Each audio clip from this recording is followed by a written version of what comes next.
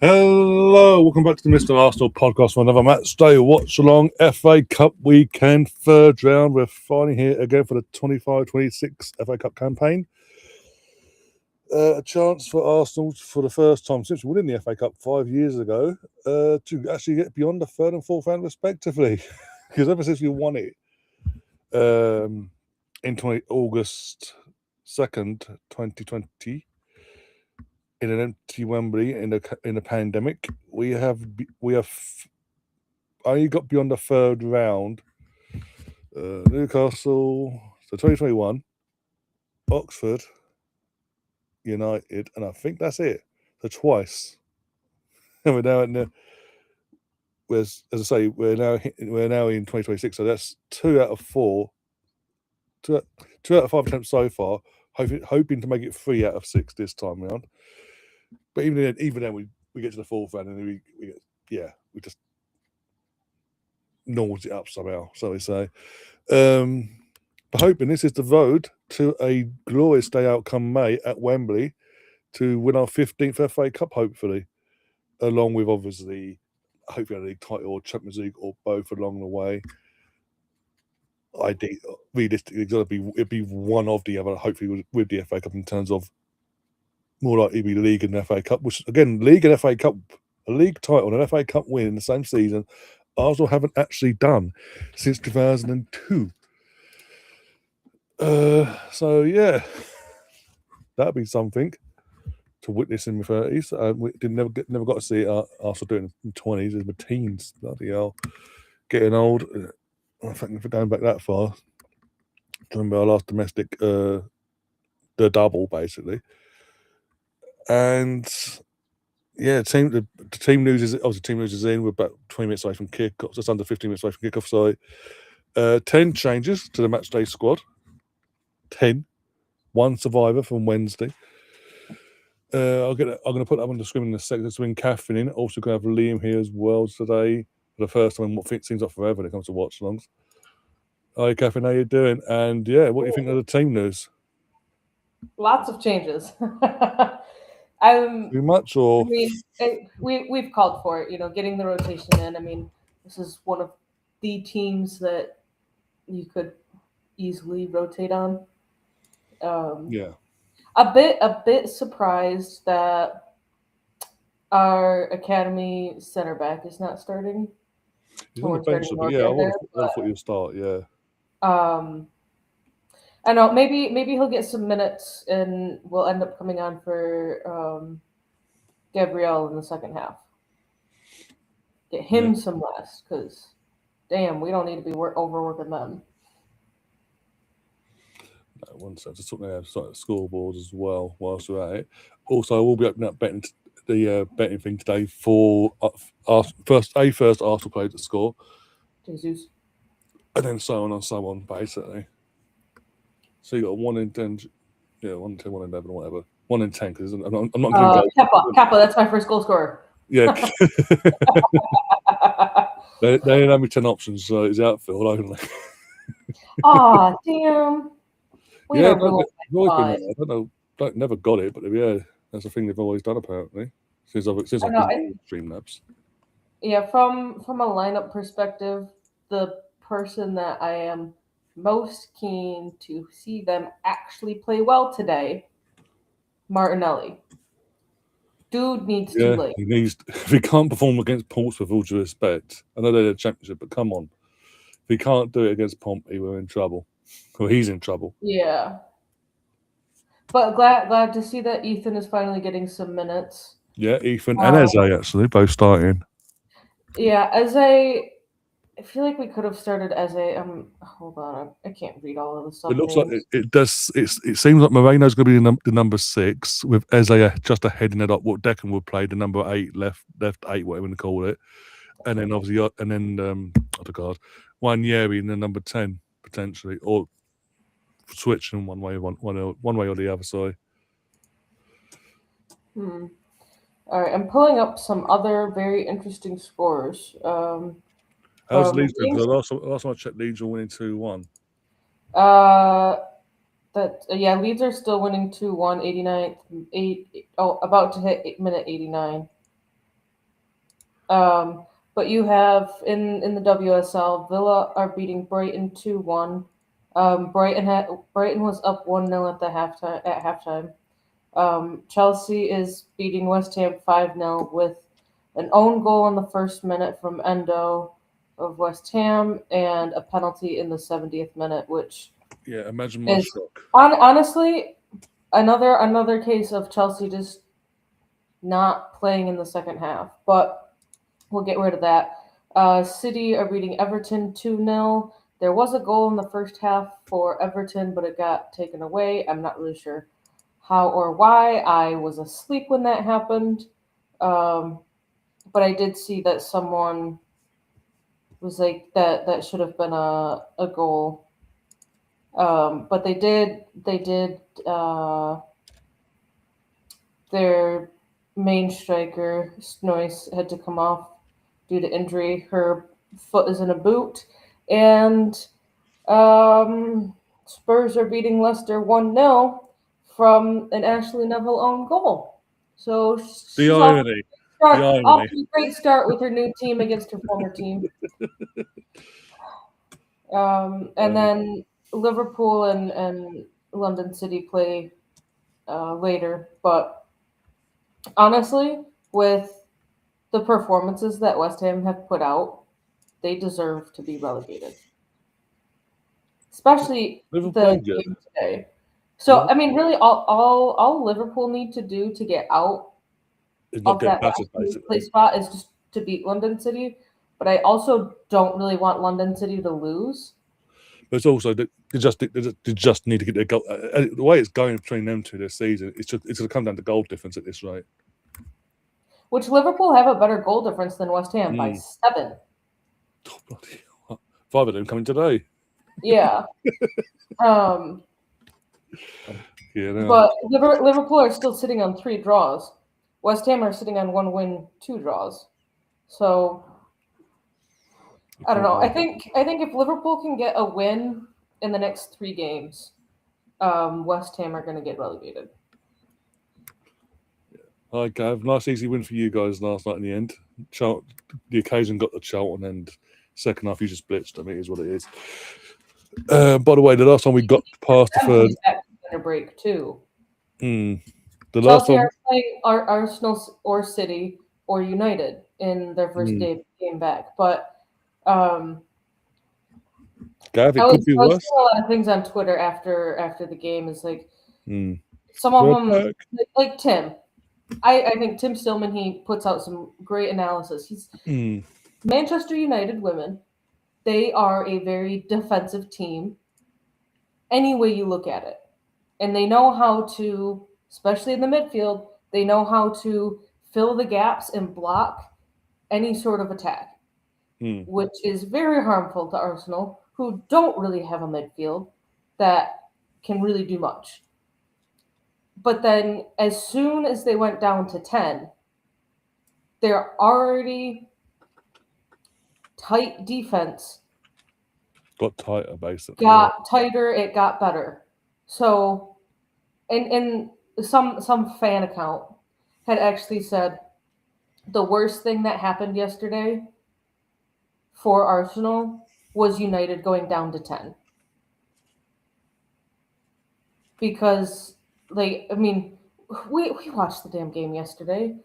It was horrible to watch after United had gone down to 10 because we couldn't break down their defense. We were kind of breaking it down in the first half and before they had gone down to 10. So it was always going to be a tough game. Any way you look at it, but would I have liked there to been goals? Would I have liked there to been goals against United in the WSL this season? Yes. Were there? No. But on to Villa for the women, and we will see United in a couple weeks. To the semi-final, yeah. Again, Yeah. They're going to be even tighter on a tighter pitch. That's going to be fantastic for us. Is it too late? No, I'm saying it's at Bournemouth, but on a tighter Oh. pitch, so it's got to be even more narrow, more tight to get past, break their defence down. That's going to be great for us, isn't it? Yeah. So I don't know. Someone, people are still complaining. I mean, none of us wanted to see Olivia Smith come off, No, and we see this wonderful trend of her coming off around the 60-minute mark. Some of it could be managing minutes. maybe. But someone who was at the game had tweeted out, "What you guys didn't see was that Olivia Smith immediately walked down the tunnel with the physio with an ice pack in her hand. So her Yeah, being taken off was most likely due to it being a precaution because she was the most fouled player. They only called 2 fouls against her, or not against her, but she was only fouled twice, but the way in which her Canadian teammate was treating her was not how you treat a teammate. But I don't know. The women need to do better, and the men should be smashed. Maybe not a 10-0 situation, but yeah. should get at least 5. Hi, Liam, how you doing? Yeah, not bad. You? Yeah, looking forward to this. A lot of changes though. How you feeling? Yeah, I actually think it's a positive. I think the midfield will be more entertaining than what we've seen over the last few weeks. If you remember the Palace game in the League Cup, we was actually really good in that first half. We just didn't score, put the chances to bed. I think if they play like they did in that cup game, then I think we should comfortably beat these. I think we'll comfortably beat these anyway. I think we've got too much on the pitch to be even contemplating a shock here. So I think we'll comfortably beat these. And I think it's quite a good lineup. It's a very attacking lineup, and yeah, just needs to go and do the business. Yeah, and also Gav in the chat talking about the third round struggles. Yeah, the last time we got through to the FA Cup, past the FA Cup third round was against Oxford United in the 22-23 season, so 2023. So yeah, we have famously, since winning the FA Cup, been a pain in the arse to get out of the third round or fourth round. I don't think that's been an issue today. I don't think, Gav.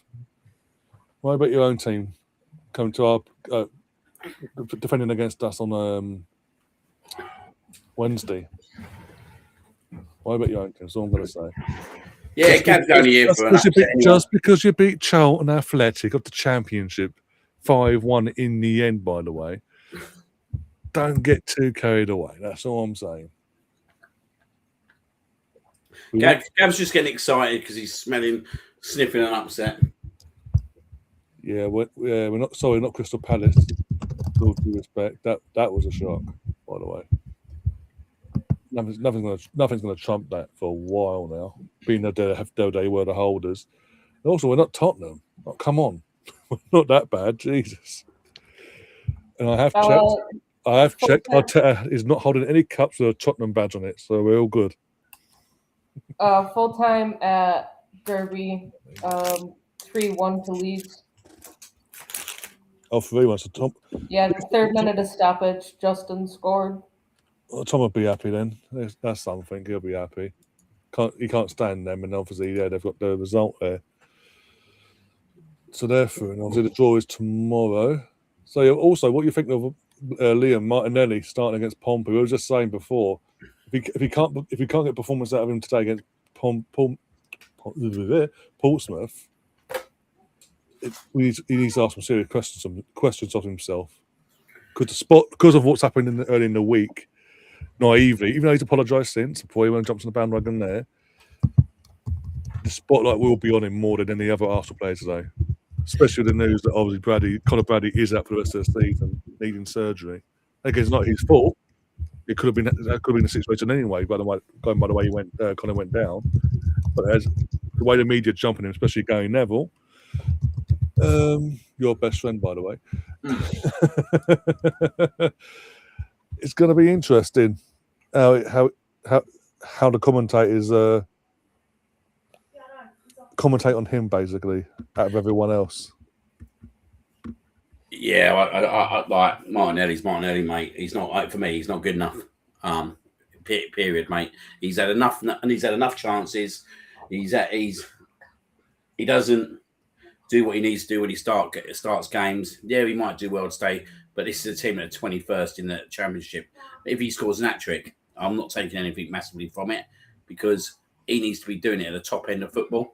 Cup football just does actually suit Martinelli's game, if we're being totally honest. So our biggest benefit of having Martinelli is in cup games, especially late on in games when teams have got to open up. Because we've got to remember, in league football, teams come to sit. In cup football, teams have got to come and beat us because otherwise you're getting knocked out of the cup. Yeah, there's no B plays anymore either. Yeah. So. But he's not good enough, mate. Like that period, he is not good enough. He is not. He's not the answer whatsoever. Sorry, and left wing is definitely a position that we're going to have to look at in the summer because Trossard's done really well this year. He's exceeded expectations. He's got a few goals, but let's be frankly honest, he's not good enough either.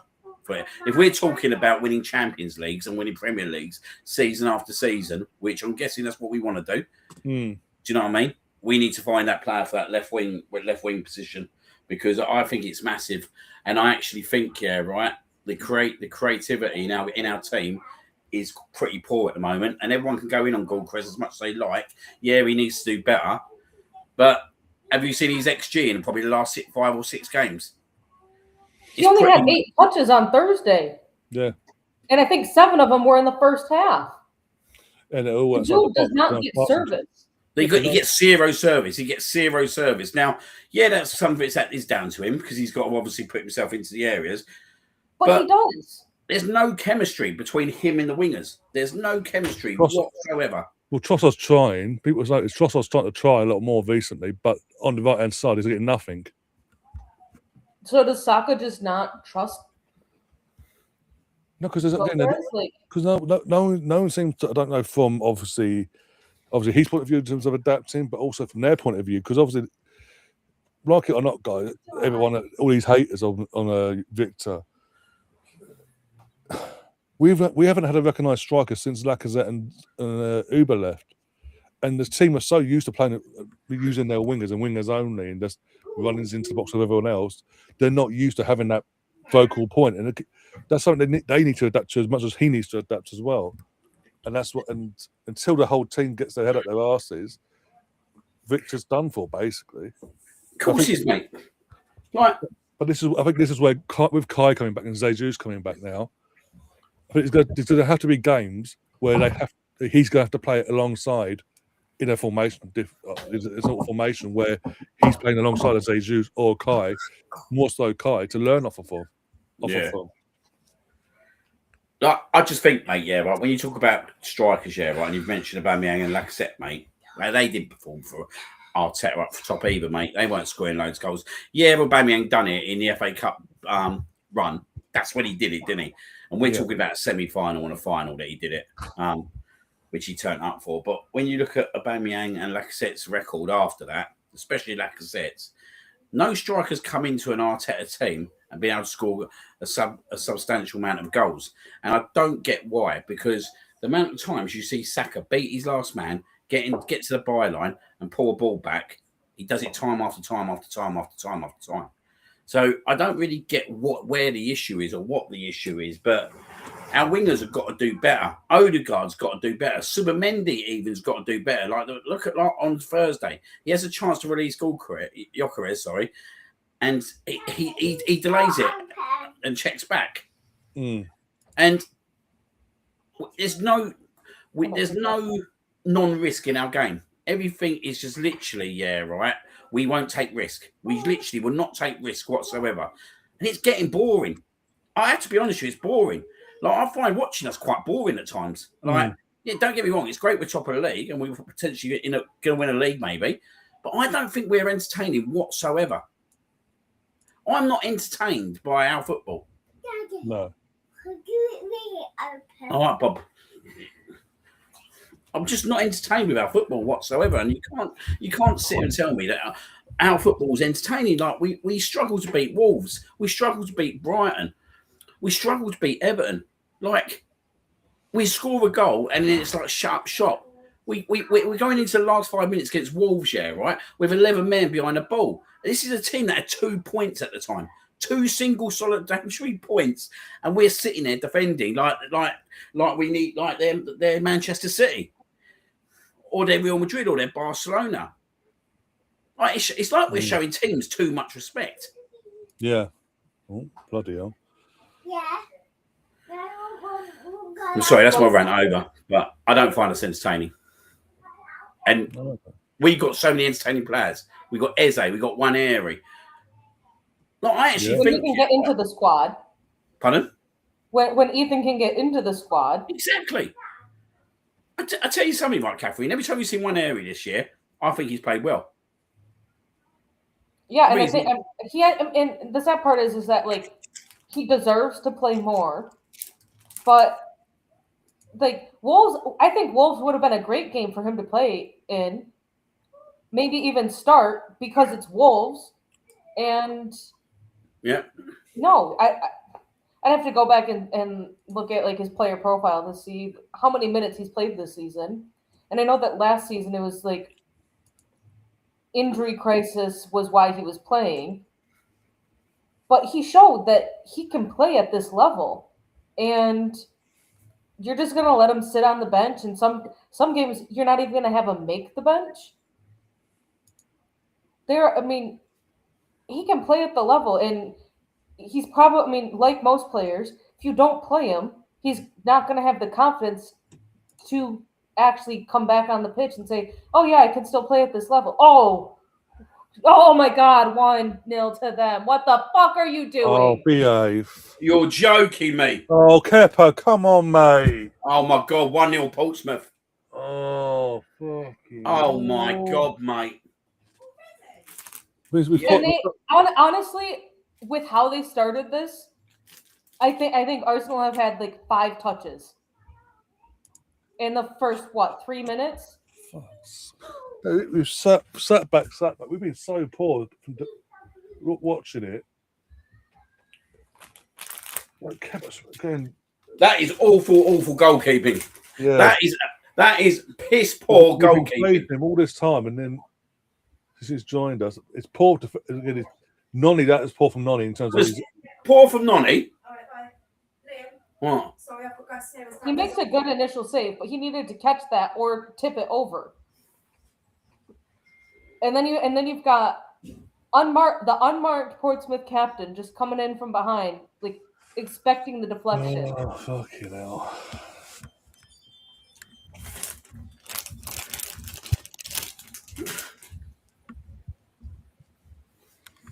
God. Go on. Fucking. I lost what I was saying, and I'm. God, this is already frustrating. Gav saying that. We're rushing. We're rushing things. Why are we rushing? I know we're away from home. It's going to be intense because it's their cup final, effectively nowadays. But come on, these are professional players, fully established players, playing that they've never played before. I mean, now if this was a team that was in the same division as the team in which City played yesterday, then I would say, oh my God, what the actual fuck. But this is also championship side. I know that there's, 40 places between us and them? Yeah. Where are they sitting in the table? In their table? They're in the relegation zone. I think they're just outside it. 20 to, or 1 to, so 19 between us and Wolves plus another 21. Yeah, it's 40 spots. Yeah, second string, Gav. Is it barring Gabriel? Gabriel's the only survivor from midweek against Liverpool.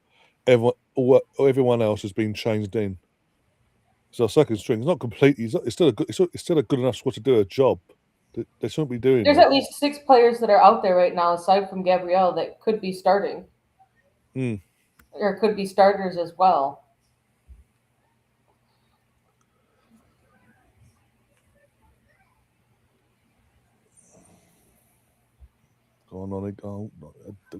I'm honestly surprised that how strong of a squad City had played yesterday. It was a proof of And point. I know that they're dealing with an injury crisis, but No, it was a proof of point because they're drawn the last 3 games in the league. It was because everyone's sort of questioning them now. It's like, no, we're going to batter this League One team. You're going to respect us again. And that's what they did. someone had it's coincidentally funny. 117 places. And had to go full strength to get a 5-goal cushion before rotating players out against a League One I mean, team. part of it is an injury crisis, but couldn't they bring in some of the academy players? Say, oh, we're going to bring in the academy striker. Like, I don't think there was. Holland did not have a single goal yesterday. No, out of 10 goals, he didn't score 1. Nope.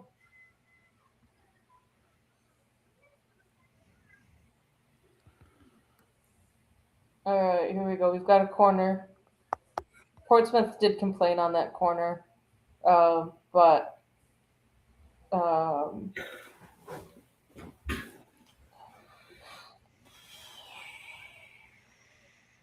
Just ball watching. Miles Lewis Skelly left the Portsmouth player onside. Mate, there's a kid giving it turning to the Arsenal fans by the looks of it, going, yeah, like the celebrations. Here it comes from Eze. Come on. Come on. Yeah! Come on!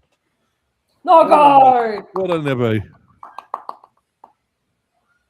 Thank God for no, it's Norgard. Yeah. I thought you said Eze. No. Eze with the swing in.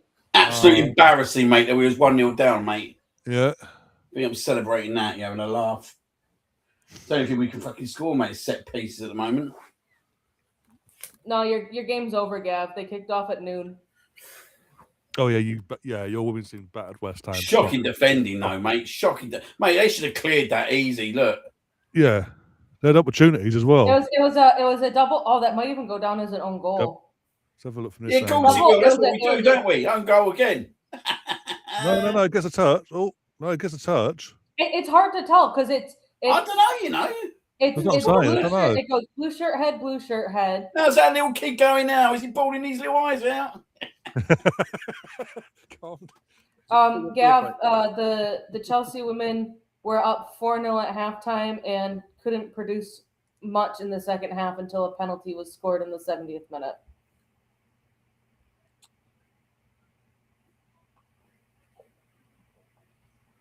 A penalty and an own goal were 2 of your 5 goals.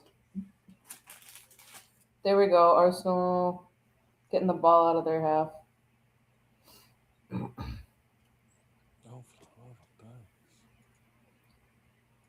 Oh, no. Scoreline this could be. Pete saying it's gone down as an own goal.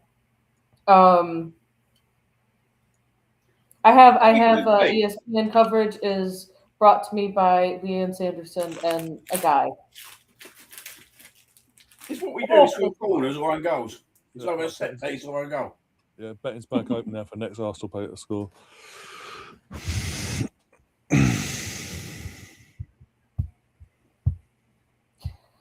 I'll take the goal, but got to wake up. Yeah. Is Saliba on the bench? Yeah, I think so. I'll double check for you. Who? Saliba.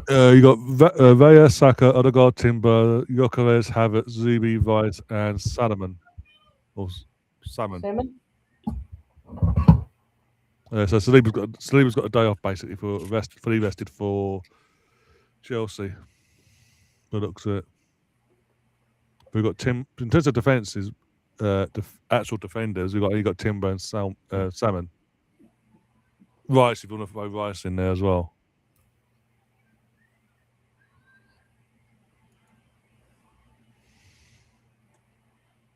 Well, no one betted for the first one. That's the thing. No one put a bet on Gav, so there was an own goal anyway. That's a fucking foul, ref. So if I cancel it, even if people do bet Gav, and I cancel it for an own goal, you get your money, you get your coins back. Yeah, Arsenal put it down as an own goal as well. Just got a notification now. A Dozy or Dozell own goal. All right, free kick. Yeah, free kick by the halfway line.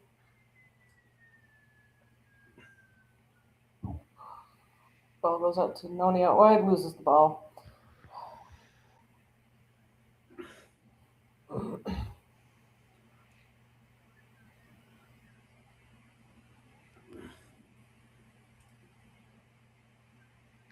Here's a question for you, Gavin, in the chat.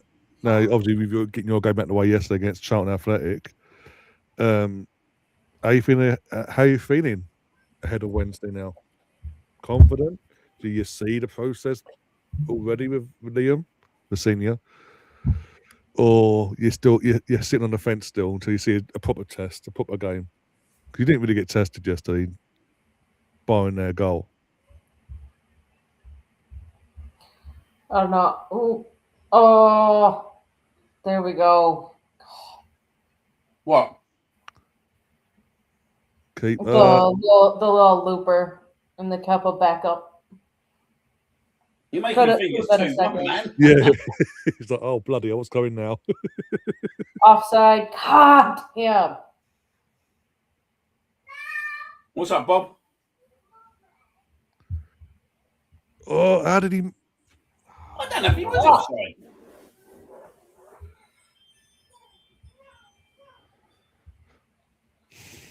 Let's have a look. I think this is best described as scrappy. It's FA Cup. It's FA Cup. League leaders of the Premier League versus a team in the Championship. It's going to be scrappy. Oh, he was No outside point too, in was it? She just rang me, she went, give us a hand. I looked at him, I said, you couldn't see him, but yeah, we lifted him in, he's in. Oh, brilliant. Bless him. That's a foul. Ow! Who was that? What? Who was that? Bobby, mate. Yeah, my nutty. I thought you was going to come and watch it with us. Oh, 1-1 now. Yeah, own goal. I just said to Danny, I said, Portsmouth just scored. He went, already, I said, that's what I said. I said, literally minutes. Can you come sit? I'm not going to sit, darling, I'm going to stay in here. You watching goals with Daddy, yeah? Nice. Match attempts, yeah, they've had 3, we've had none. Because I keep calling us offside as well, doesn't it? Doesn't help. We keep being offside. So I believe so. I'll double check for you. One second, have a look. There should be 2.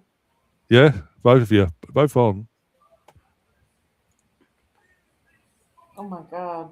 Where's that up now? I'm not using that. Three shots, all on target for Portsmouth, and Arsenal are over here with an own goal. It's the only shot. Talking about the Which back. isn't really even a shot. Oh bloody hell, ref! Now you give the Oh, advantage. Jesus Christ! So stamps on the ankle, but that's okay. We'll play advantage, ref. Yeah, and then we don't get no advantage really. And he's just like, "Oh, play on." He's on the floor holding his ankle. It's all good. To be fair, Gav, we are 1-1. I know it's 14 minutes into the game, but we was 1-0 down to Portsmouth. Now 1-1. Got some acrobatics. Didn't know that we were doing gymnastics. Trying to do a Harry Kane reverse. I've got to be honest, I'm a little bit hungover, mate. What did you do? Where did you go? I was on a brunch yesterday, mate. Then ended up in a hot tub at about 10:30 at night. Oh, I saw the picture of the hot tub. I was like, "Oh bloody hell! You must have been pissed to be in the hot tub in that cold." Mate, to be fair, when you're in a hot tub, mate, you can't feed it whatsoever. But getting it out, getting in and out of it's got to be. Getting out wasn't so fun. Yeah, I bet. Mate, I tell you what, it wouldn't surprise me end up bringing Sleeve on in this game. He's not on the bench. He's not. No, the only defensive players we've got on the bench is Salmon, Rice, and Timber. Oh, it'd be Timber then, wouldn't it? Why won't they fucking Mate, defend? Skelly's just not good enough at left back. Mate, Let's get the elephant out in the room about Lewis Skelly. he's a mate, midfielder, but he's a midfielder. Let's be honest. We the best we see from him when he's in midfield. Yeah. Oh my god. Oh, don't What? say it again. Saved. It was saved. Okay, Portsmouth that's have more a like corner. That's more like anything. This ain't good enough, mate.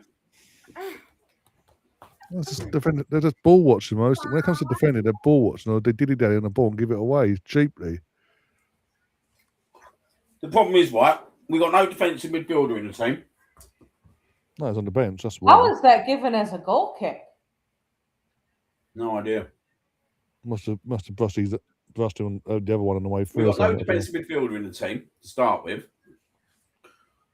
Like, personally, I like the midfield, but you need someone with one area in Eze sitting there. Do you know what I mean? And I don't believe Mikel Merino is that player. No. Really, you need Norgard, but he's playing centre back. What you didn't need to do, it was the same before you came on as well. Like, I would have liked to see Salmon play today alongside Gabriel, and then, as you say, then you can play Norgard in your midfield as the six. I tell you what he'll do, mate. This is what I know. This is what Arteta will do. I don't agree with it, but he'll do it. One area gets sacrificed. Oh yeah. And Mourinho will go into the right hand side of the three. He'll bring Norgard into midfield and put Timber at centre back. He will, though, won't he? Yeah. I think I had said it before kickoff that Salmon could come on for Gabriel, because to play that guy and continue to play him 90 minutes every game until he gets injured, you can't do that. And this is one of those games where you just rotated 10 out of your starting 11 against Liverpool. So give that guy, the one guy that you didn't rotate out, give him a break. Bring on your academy player. Let Timber continue to get some additional rest in there. I ain't seen him for a few years, the old Pompey fan. Big old legend, isn't he? Oh, yeah, as I say, I thought good to see he's still alive and kicking and all that. I remember him in Premier League years in the 80s. With his bell and all that.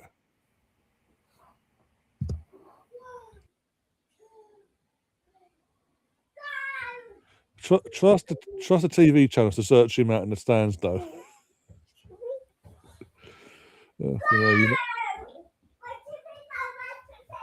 He used to be bully for us, didn't it? Yeah. What happened to him? I think he just came away from the social media side of things. He just didn't want to, because of the association of AFTV as well. Way that was going, I think he just pulled away. And still see him every now and then. When I am down there, I still see him from a distance. What the fuck is that? Zoomy, not really. Trust me. I'm missing all the fun. Not really. We've been really poor against so far in the first 20 minutes nearly. Arteta looks angry. I think it should be. Let's be honest. Again, the amount of chances he's made or not, we should be struggling, and B, we should never have gone 1-0 down. I mean, 20 minutes in, and the Arsenal goal is an own goal and no shots from any Arsenal player. Every time there's a ball, the last man has a ball, it's like, oh, don't want it, you have it. It's like 1 potato, hot potato, 2 potato, 3.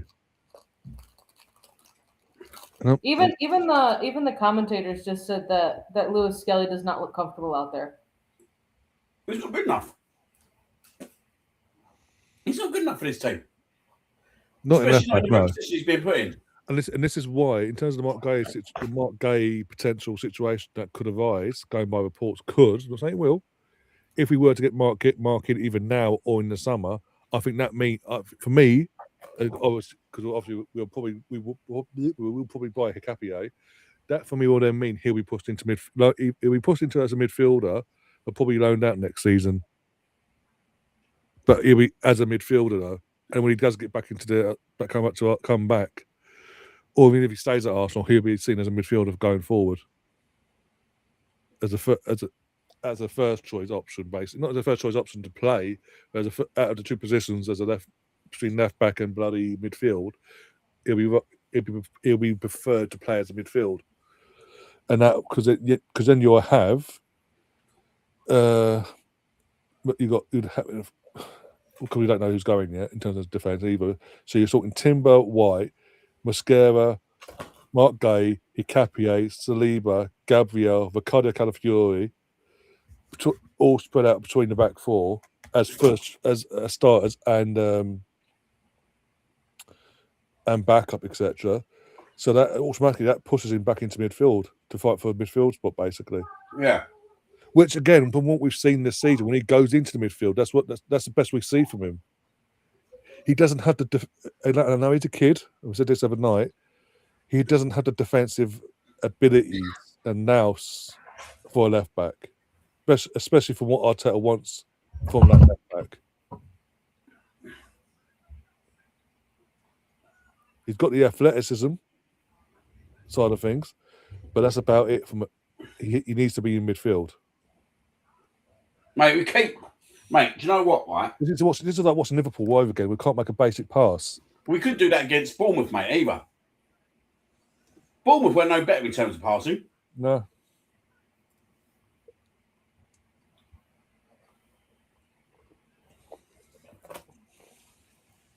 Leanne Sanderson just said that she thinks that Arsenal are not used to a team pressing them this high. Which, to be fair, she's right, because almost every team that we've played in the Prem, they sit back a whole lot deeper than what Portsmouth are doing to us right now, and pushing our back line back towards goal, instead of our back line sitting pretty much at the halfway line. Here's the question for you, right? In his first half here, have you seen Jesus on the ball? No. No. So is that all Jesus? Is that all Jesus' fault? Like it's all Gyökeres' fault? No, it's Gyökeres' fault, don't you know? Everything's Gyökeres' fault. Do you know what I mean? Like No. 2-1. There we go. Block shot. They've scored. No. It was a blocked shot. Gabriel got in the way. Yeah, to see it now. Got in the way. Now we're on the counter. Go on, Jesus. Come on. Nice ball from Eze. Oh, and he loses the ball. He loses the ball in the cutback. God's sake, Victor, come on. I'm joking, by the way, for anyone who jumps in the bandwagon in the chat. Like, you look right when people like Jesus and Gyökeres get the ball, yeah? Right there. Look where they're getting it, yeah. Look where they're getting it. Look who's around them. Yeah. There's no one around them. No. We're all wondering, right? Yeah, why Lacazette couldn't score goals, why Aubameyang couldn't score goals. Do you know what I mean? Because the system doesn't.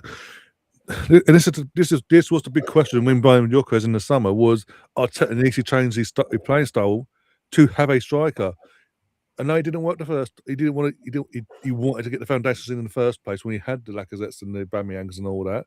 He wanted to get the foundations in. He's got the foundations in terms of everything else.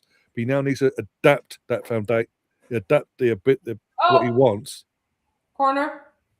He needs to adapt what he wants so it benefits the striker now as well, along with keeping the defensive stability for the team. But they need to adapt as much as Victor needs to adapt to the league and this, that, and the other, and making runs, this, that, and the other. What he does do, they need to adapt to him. He's an out-and-out striker. Jesus is a centre forward, but he's not an out-and-out striker. Havertz is a false nine, but he's not an out-and-out striker. They need once and for all, Arteta needs to show he can set a team up that play in terms of a system that works with a out-and-out striker. Otherwise, Berta will not hesitate in getting rid of Mikel if push comes to shove. Oh! Oh! Come on! Is it? Yeah. Is it an own goal or not? It's 2-1. Martinelli header, fucking hell, on a set piece as well. Yeah, I thought that went straight in. Don't mean nothing, mate. He needs to start doing it against Chelsea for me to start stepping up. They were saying that before the first corner of the own goal that Portsmouth are susceptible to set pieces. So honestly, just drive the ball down, get a corner, and just score corners the entire game. That was a nice header from Martinelli. Oh, yeah, I think he got a head. I think he has a head. Yeah, it was. It was looking at the replay, different angle of it. Can we score some open play goals now? We've got an own goal set piece. I've got a natural set piece goal. Can we get some open play now, please, and wake up? Come on. Gav, where are you? Gav.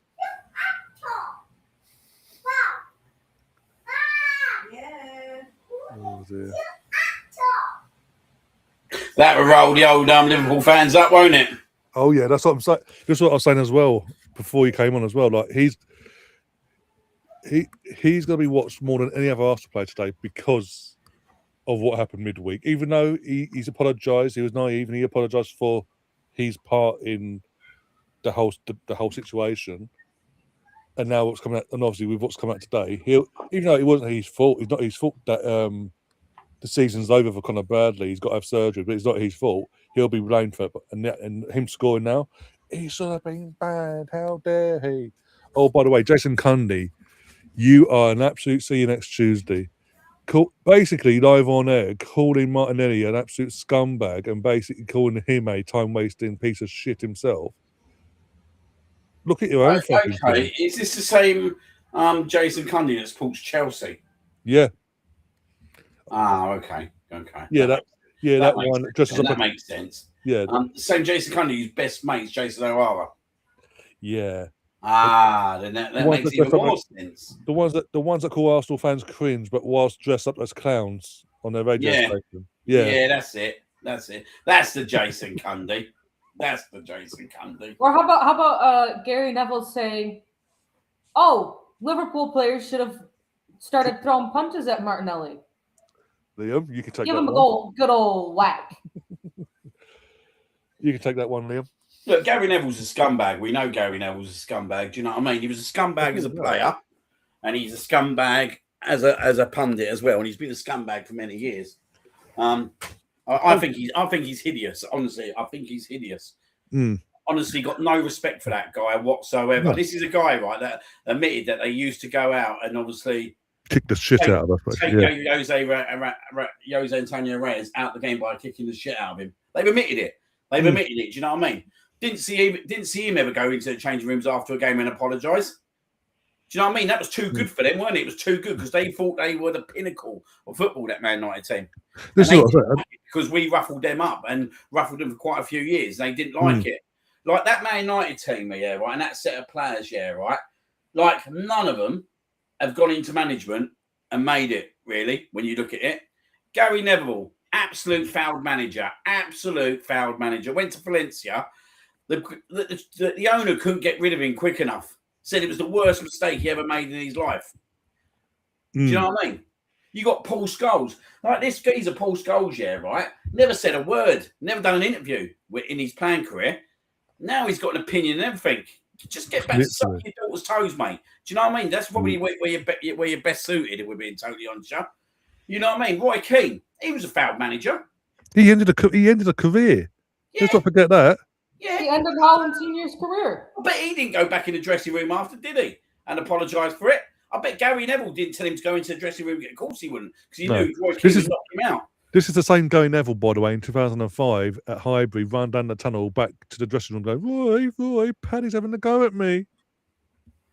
But gives it all the big I am. Nah, mate. Listen, that United team, are full of absolute wrong-uns, mate. Ryan Giggs, we won't even go into Ryan Giggs. Don't go into that one. We won't even go into Ryan Giggs. Another one, I hated Patrick Vieira. So what, mate, if you hated Patrick Vieira? Not as much. Everyone hates you. Your brother, pal. Do you know what I mean? Like, if you want to be frankly honest.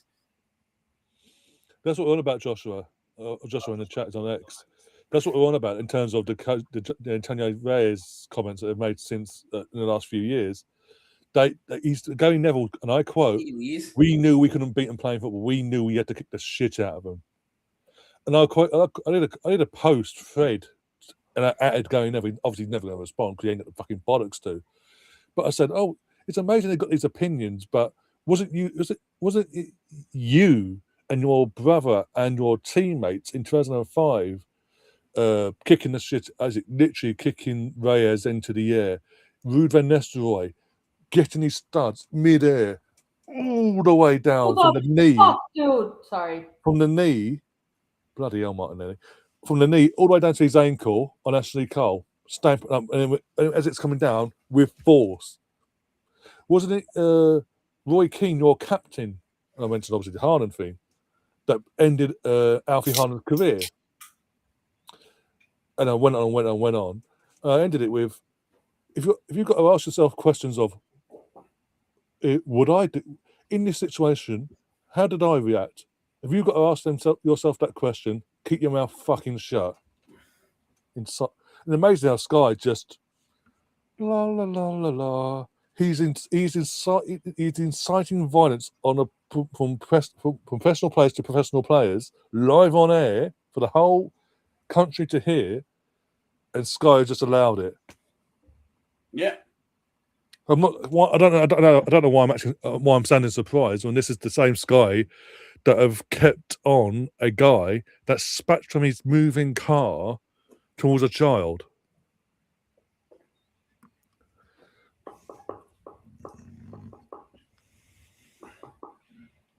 Look, do you know what? Right, it's an interesting one on Thursday because when Conor Bradley went down, mate, I actually knew it was serious straight away when he went down.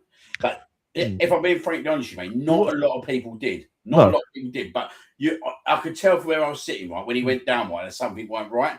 But the problem is, yeah, right, Martinelli doesn't see that phase. No, I was about to say. Because he's ahead. Do you know what I mean? Yeah. And then obviously Martinelli drops the ball. And I think he actually goes in to apologise for him, but then he sees Bradley going back onto the pitch and throws him off. Now, But that's what threw him off. Yeah. Should Martinelli have done it? Absolutely not. Do you know what I mean? You should have just left him alone. Don't touch the player. Like, you're ridiculous getting involved in it all. But we got to remember, and look, do you know what? Fair play to Arnie Slot, mate. Like, actually, I've got a lot of respect for Arnie Slot on Thursday night. Because if that was Alex Ferguson, right, he would have come out like him. Like, do you know what? Gary Neville done exactly what Alex Ferguson would have been done. And that's why you can tell, right, Gary Neville's been brainwashed by Alex Ferguson. Alex Ferguson would have come out. Do you remember that time when he come out and said that the player could have died? Was it Van Persie? Van Persie actually could have died. Like, come on, mate. Let's not get too drastic here. Do you know what I mean? Let's not get too drastic. But the problem is, and like Arnie Slot said, and he's right what he says here, right? There's so much play acting in football and time wasting that players get frustrated. Now, if that was an El Clasico game, right, you would have seen that situation happen 5-6 times over in the same game, and no one would raise a word of it because you know what? It's seen as part of the game. It's passion. It's this. It's yeah, that. It is. No, you shouldn't touch him. You shouldn't touch him. No. But I'm just saying how it'd be reported would be, oh, that's passion. Yeah, he shouldn't touch him. The guy's on the floor, right? Whatever kind of injury he's got, do you know what I mean? Whether you believe it or not, he shouldn't touch him. And obviously, Conor Bradley, like, I do feel sorry for him because you could tell straight away that there was something not right. Do you know what I mean? No one wants to see a player get an ACL. So I'm actually quite gutted for the player. Like, it doesn't matter who you play for. I am quite gutted for him that he's got that injury. But also, like, when you think about the amount of times that Liverpool players went down in that game, just to try and milk it to get a foul or to stop an Arsenal counter, like, all of those were, not real injury. Well, they're little knocks. You might have a bruise tomorrow, but they weren't like debilitating injuries where the medical staff actually needed to come on. So, because that's what Liverpool do. Their players just go down just to try and stop whatever it is that the other team is doing. McAllister is the biggest one that does that. He always goes down at least 3 times a game. So. Sorry about that. No, you're right, and that's the problem, isn't it? Like, it happens all over with all different teams. Do you know what I mean? But like, I thought it was another goal then. I've got to say, it's like update. The way I look at this year, right, is that the frustration is I get from their fans that obviously he touched him. Do you know what I mean? I do get that. And obviously he's got a serious injury, so I do get that. But like, when you got their manager of the other club coming out and the spitting censure, right?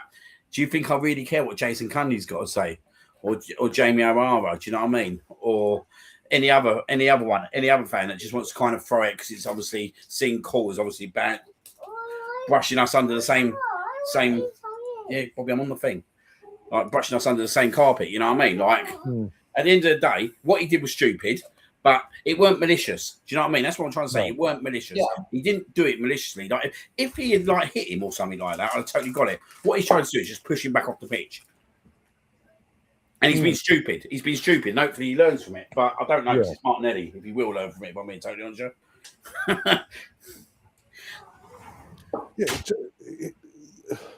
Again, like you say, he made a mistake. He made a mistake. He held his hand up. He spoke to Connor. They've apologised. They've swept it under the rug. But what got me from Cundy's point of view is like, as far as Cundy's concerned, is Martinelli's a scumbag. He's known for this. It's like Martinelli wouldn't hurt a fucking fly, let alone purposely do something to endanger someone to make things worse. It's just that the BS hating because it'll get them clicks and views and this, that, and the other. Where were they when Holland was throwing balls at people's heads? Oh, I love that. Running over people. Oh, that was seen as funny, wasn't it? It was seen as funny. Jamie Carragher, Gary Neville live on air went, that's hilarious. We loved a bit of that, a bit of passion. Again, that's a bit of passion. A few months later, when Arsenal returned a favour in terms of we scored 1-0 up against 1-0 up last year against City at the Emirates, and Gabriel's gone to Haaland and going, that's overstepping the mark there, guys. He's lucky Haaland didn't lump him one. You can't fucking make it up.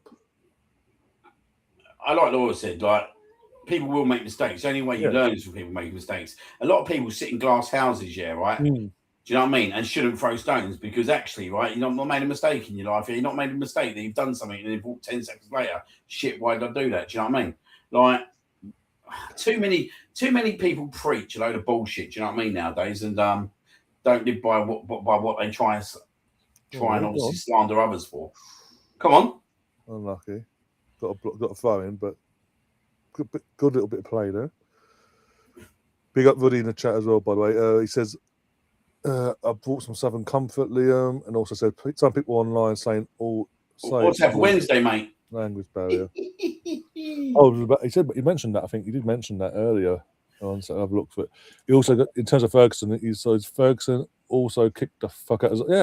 Anyone with a bit of talent from another team, that they're a target. Look how Man United were with Sir Bobby's Newcastle team. Anyone that could play a bit of ball or a bit physical about him, Roy Keane, no, you do your job, mate. Basically, it was the report was to do that. Come on, it's not. Here we go. Smuggo, Justin Howdy, lad, book those tickets for Wembley. I'm telling you to book tickets for Wembley. Yeah, I'm not playing them games at the moment, mate. We'll see how Wednesday goes first. Big game of football that is, mate. Hi, Adam, how you doing? Hello. Oh dear. 2 set pieces, ugly goals for Arsenal. How do these commentators come up with this crap? Is that what you said? Anyone else said praise it, by the way? On the USA stream, yeah. Well, there's nothing ugly about Martinelli's goal. That was a crisp goal. It was direct contact, got the head on it straight away. The first goal, that was ugly. Yeah. Sorry, the first goal that hit Arsenal's side, that was ugly.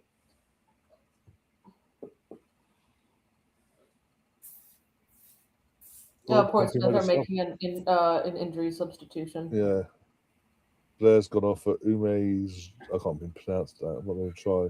Don't want to offend no one. A summer signing from Crystal Palace. How's that gone down, by the way, your mates, Liam? Bet you had a lot of fun with that yesterday. Oh, yeah. They're not happy, mate. The thing is, right, obviously where I come from, Croydon, yeah, right? If you're not a Palace fan, a lot of people from Croydon, I'm not one that hates them, but a lot of people who don't support them hate them. So you can imagine there's that side of people there, right? Like I was saying, like it's one of the best days in football's history and all that kind of stuff. Like, I didn't realise, until at the back end of the game, because I didn't watch the game because I was travelling to Sussex. But I didn't realise that when they were Nation League North, I was just thinking, they must be League 1 or League 2. Oh, How's he missed that? Oh, mate. Well, there you go. Martinelli. And there you go. There's the Martinelli that we all love and know. Do you know what I mean? There's the Martinelli that we all love and know. They try to be a bit, I don't know, not cocky, but clever with the touch there. Great ball from Ben, by the way. Yeah. But yeah, again, yeah, right. We don't see that often enough. Like Ben's one of them players that offers that. Do you know what I mean? Like in my opinion, now, right, where there's no left back, Timber needs to revert back to left back, and Ben needs to stay right back. And actually, it might get the best out of Saka.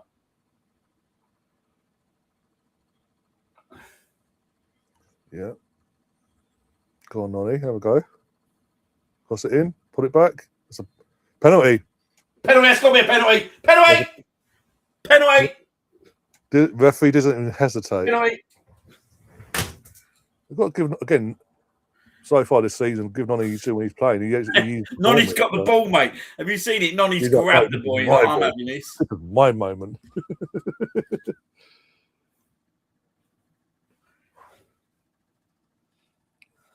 I want to see Charlton back in the Premier League, to be honest with you.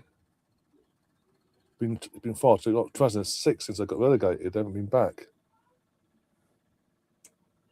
Blatant penalty, mate. But this is what Nonny does, mate. It looks like Nonny's so good at what he does. Looks like he's taking it.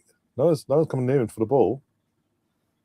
To be fair, mate, I've got a bad feeling that he won't. Well, I don't know. Oh well, remember on Henri's mentality when it comes to winning free penalties. Sorry, I'll wait to say it after. But yeah, but I thought Mikel Merino might take this. Oh, for God's sake! I knew he'd miss it. He's missed it. Oh, he sent the keeper the wrong way. He fucking got cocky. Oh, he got the keeper the wrong way and just. What the actual fuck?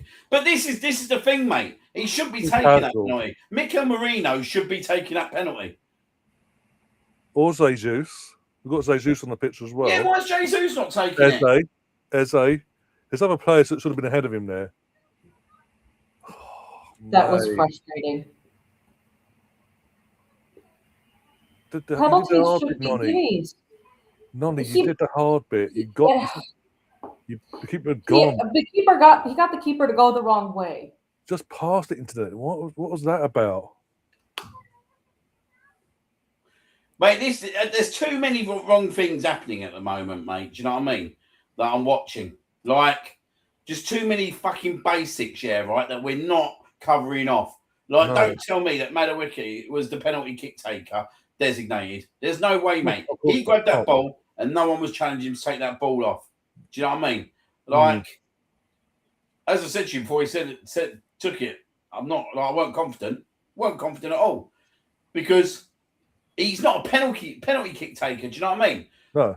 Like Marino scores one in a shootout against Palace, yeah, right? But they both did, to be fair, in the Palace. But yeah, go on. Did he take? Was he? I didn't think he was on the pitch at the time. Was he? I swear he was. I have to watch it back. I don't think he was, mate. But either way, there's other players on that pitch that should have been ahead of him. Moreno, definitely, mate. Well, Jesus and Marino, 100%. Jesus or Marino should be taking that penalty. That's first yellow card goes to Miles. What he says in the you know what, right? Skelly is a liability at left back. He's getting rinsed, yeah, right, by a championship team. He's just not a left back. He did what he did last season. He's not, mate. Get him out of that position. Get him out of that position because he cannot play that position. He cannot play it, mate. He got sent off at West Ham because he couldn't fucking play it, mate. He got sent off at Wolves, yeah, right? All right, it weren't a red card, yeah, right? But it was still stupid, naive stuff that he was doing. He is just not that player who can play that position. He played it last year because we needed cover. And obviously, I know why he's playing it right today, yeah, right? But from this week, yeah, right? Timber has to go left back if they're not fit. He is not good enough to play left back. He is going to cost us. He is going to cost us, mate. Well, it's like Rudy says in the chat about yesterday, Estevao won a penalty at the end of the game for Chelsea. Enzo took it off him, and Enzo took it himself.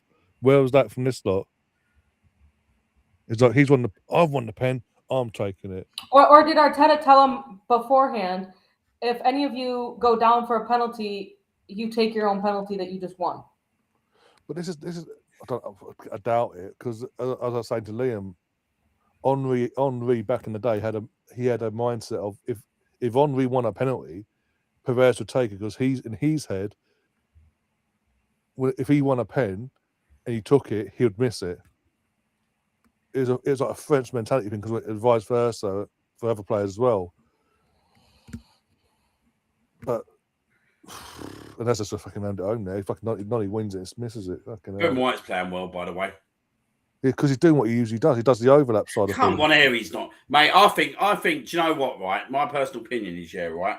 But actually, like whether it's January or in the summer, mate, when Aaron Skelly needs to go out on loan, and we need to just get like strike players that are gonna be able to come in and do a job. Well, this is what I'm saying.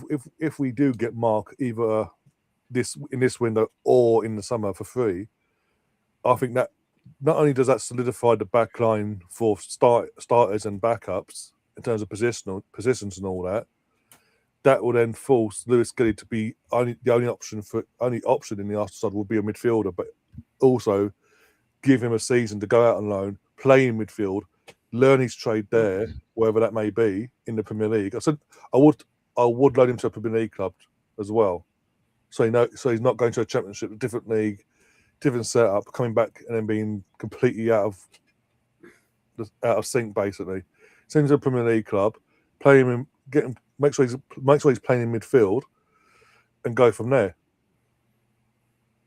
But that's what needs to happen now, don't it? He needs to be taking out that. Oh fucking hell, mate! He needs to be taken out of that position. Period, mate. Like, and I'm not even saying just like take him out of it like for a few games. He needs to be taken out. Period. That is not his best position. You cannot expect him to play that position whatsoever. And at his age, right, he's going to cost you so many points. He did last year, mate. But that problem last year was never in a title race. So it was covered up because he wasn't in a title race. Mate, you put him out against anyone, mate, a left back at the moment, he's going to cost us points. He's going to cost us points. And he starts costing us points, mate, Man City comes straight back into it. He's just not good enough, mate. And do you know what? If it was me, right, I'd be doing everything I can to get Mark Guay into the club. Absolute everything, even in January, mate. Because, look, you can't tell me that if we didn't come in for him in January, that he wouldn't come to us, mate. Like, he's got an opportunity to win a league still, win a Champions League. What's he really going to do at Palace? What, win a Conference League? I don't even think they're going to do that, mate, the way they're playing at the moment. This is for Cliff all the playoffs, they've been playing that poorly in the Conference League. Exactly. Like, get this guy in, mate. Get this guy in, because do you know what? I'd even think in some games, right, I'd go free at the back, mate, if we had to. If we ain't got that many defenders, then there's the option, actually, you can go free at the back. But and also, again, it's going by reports we're seeing yesterday from different a couple, not numerous, but a couple different people saying that he's had meetings with Bert, he's had discussions with Bert, and he's bought into the project. He's happy with what he's been told by Berta about what his role would be, what they expect of him, X, Y, and Z. So that side of things in terms of getting him on board seems to be done. It's just now, if Man City make a bid, we're going to have to go with the bid. Yep. Make the bid. I think he's worth it. In today's day and age, there's not many defenders, and he's homegrown as well. He'd be a homegrown player as well, because obviously he's English, so he fills that quota as well. But there's not many of them around at the moment. So if you lose out a Mark, then you're taking risks on players abroad that look good abroad, but may not adapt. Whereas we know with Mark, he will be perfect. And again, keep saying it this week, the English squad that we've got, he's mates with from the international side of things, with the Lewis Kellys, with the Rices, with the Sakas and Nonnies and all that. And you're not telling me Arsenal won't be between now and then telling the likes of Saka, Nonnies and Rices, especially Saka and Rice, when they're on international break with him, have a little word of him, this, what, and the other, do this, do that, just in the process of pushing it out here even more to get him to come. Because that's what they've done with the other players we've brought that they go into international duty with. That they have conversations. What? They talk with their international teammates? It's some people, I know they actually get on, and it helps players actually move on in their careers and make decisions maybe to better themselves. Never would have thought it. I thought they all hated each other. Mm-hmm. Oh dear.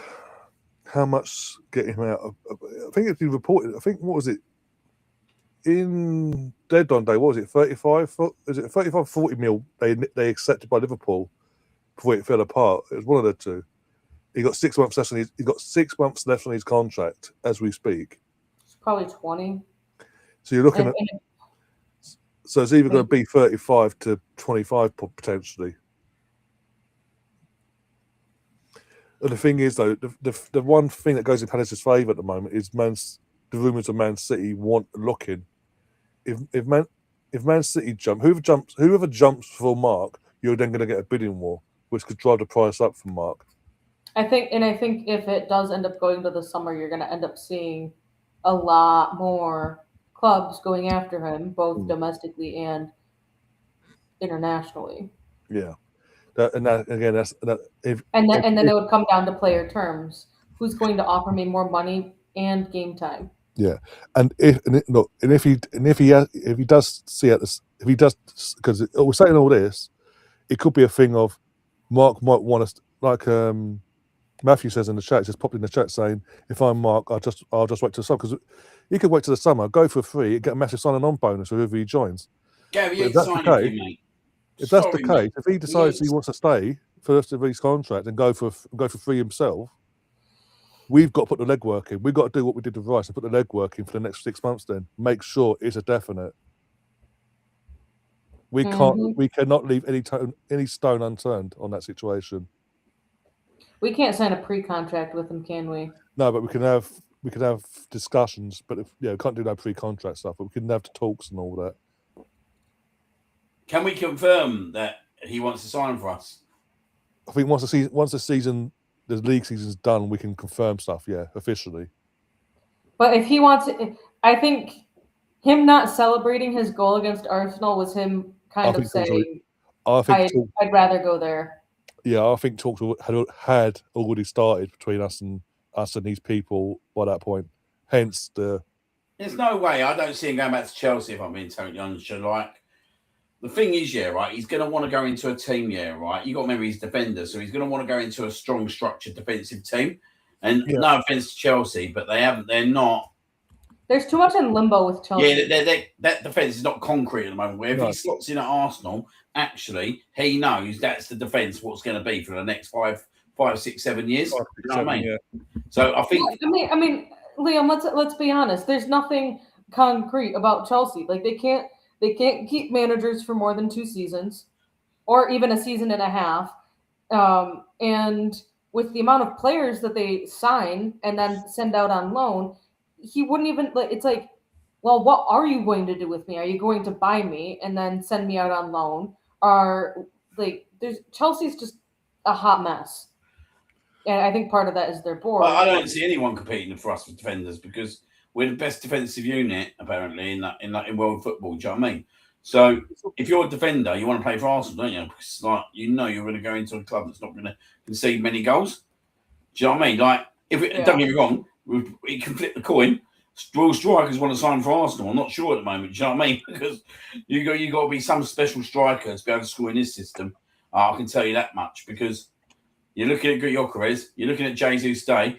I'll be interested when Havertz comes back in and see what he can do because at the moment, I don't see no one getting nothing out of any of these players in terms of creativity for the forward.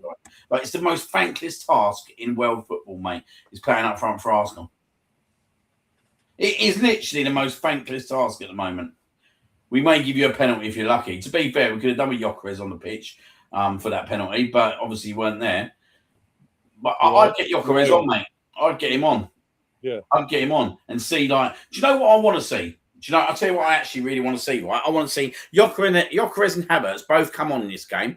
Yeah, right. And I want Havertz to play in one area's role, probably with 20, 25 minutes ago, and put Gyökeres on as well. See what happens there. Because actually, if Havertz starts pushing right up alongside Gyökeres, I'm telling you now, right? Them centre-backs ain't going to be able to maintain both them guys. Them centre-backs are not going to be able to do it. And I don't think a lot of centre backs can do it, to be fair. And I think actually Havertz could be the player to unlock some keys for Gyökeres. Do you know what I mean? Because I think he's the only person at the moment I can see that'll push right up in there and get amongst them all and actually get And play the ball to the striker. Yeah, but just get players to come off Gyökeres. Do you know what I mean? Get centre backs to be worrying about something else than just Gyökeres. Because at the moment, like Thursday, for example, he's got both Van Dijk and Kanate, and he's got no one around him. What do you want him to do? What do you actually want him to do? What do you actually want him to do? Like, there's nothing more he can do. Do you know what I mean? In terms of that, like Jesus ain't doing no better in this game. He ain't getting the ball. That's what I want to see. Second, I want to see Havertz come on, right? But come on with Gyökeres and Havertz push up alongside him. Like, if we can't do it against Portsmouth, then who else are we going to do it against?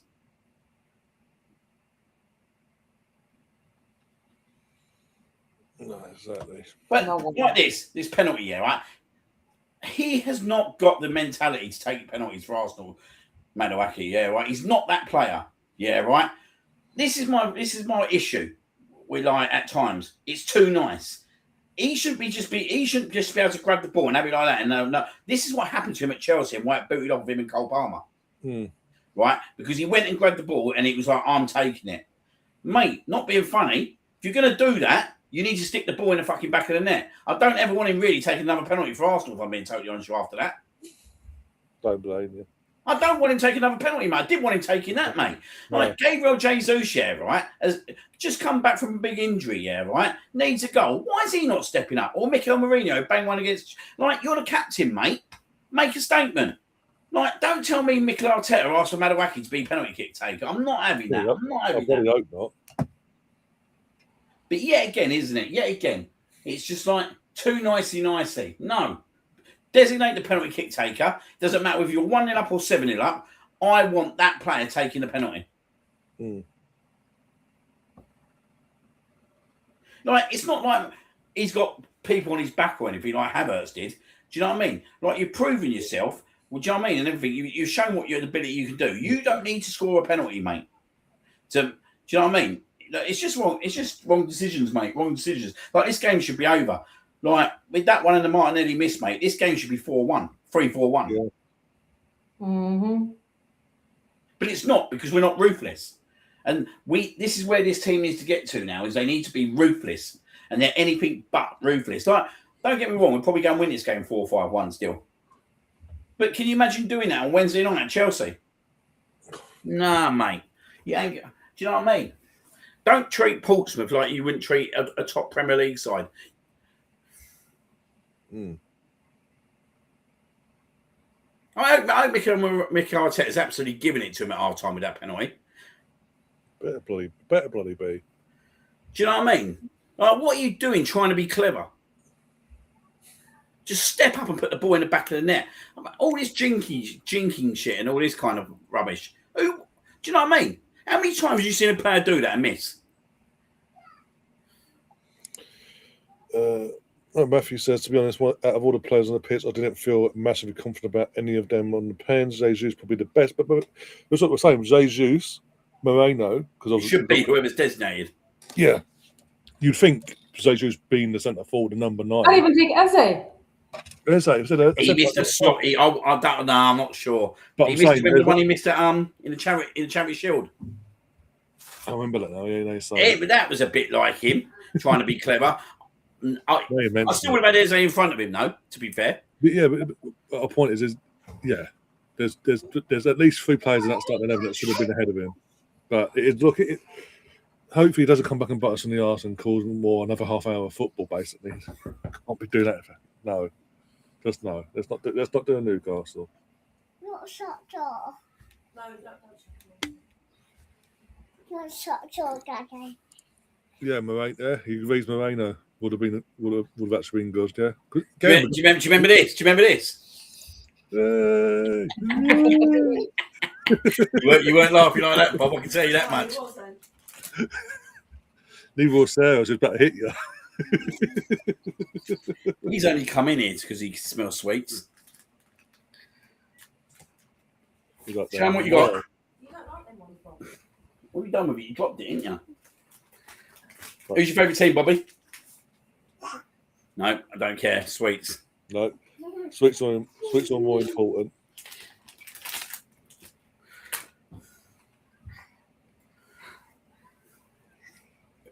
Who's your favourite football player? No one. No one now. He's being silly. Yeah, he's like, I've got my sweet, I'm happy now, leave me alone. I got what I came for. Did Arsenal miss a penalty? Yeah.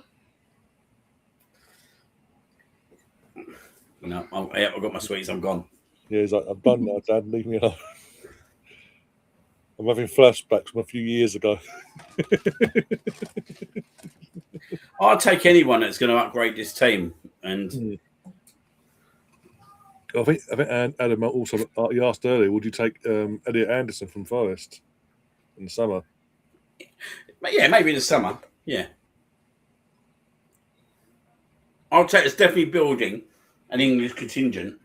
Yeah. Which I like. I do like that. We hadn't had that for a long time until he started doing this. I think it's been quite clever, really, because actually with Saka, Saka's like obviously the England pin-up boy, isn't he? We've been totally on the show. And it's messing me around, But like it's been quite clever, innit, in terms of how they've signed all these English players. And then when you see like with Mark Gray the other day, like all them, the batch of them all talking to him and all that. Yeah, like, we've got such contingents now. I hope you want to show you the sweets. My sweets, not yours, Dad. Mine. Yeah. But I want a left winger, mate. We need a left winger. That does need to be addressed in the summer. But you know what? It needs to be a left winger, really. Someone who can cross a ball, basically. Pick the right player out. Cross the ball in and actually service the striker. Yeah, basically. Yeah. They can also run at a defender, not just run at a defender and run into defender, but run at defender and go round defender or past defender with ball. No, I've got to watch the second half now, Bob. Yeah, they can see it. Yeah, show them that you got a sweet. Go on, sit there and say goodbye. Oh yeah, red and white. Is that red and white? Red and white is right for the Arsenal.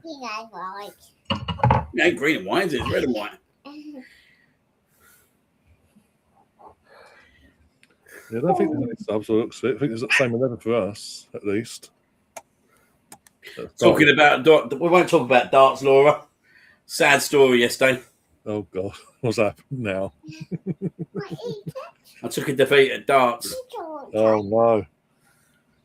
Mind you, the opponent I was playing against was standing 1 yard out off the board.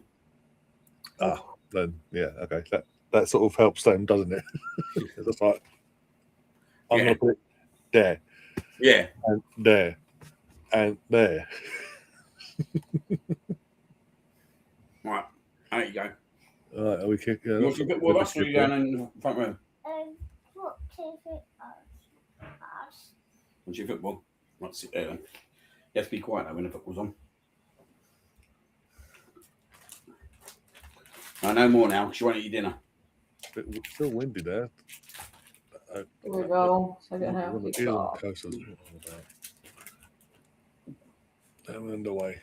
Come on, Arsenal. Let's not mess about now. Let's kill the game. It ain't a he. That's all I'm going to say. Oh, no. Is the person in the room with you or nearby? Nearby. And tries to claim that it's a big old victory. So it was a pity defeat basically for you. It was needed an L win basically.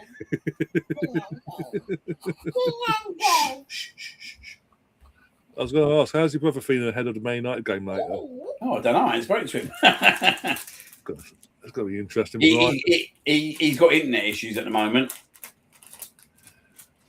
Yeah. So he's trying to sort his broadband out. I know that much, but they're not sorting it out till Tuesday. I remember you saying on the Thursday you mentioned. Yeah. That's a joke. Probably stop messing around with the sweets if you're not eating them.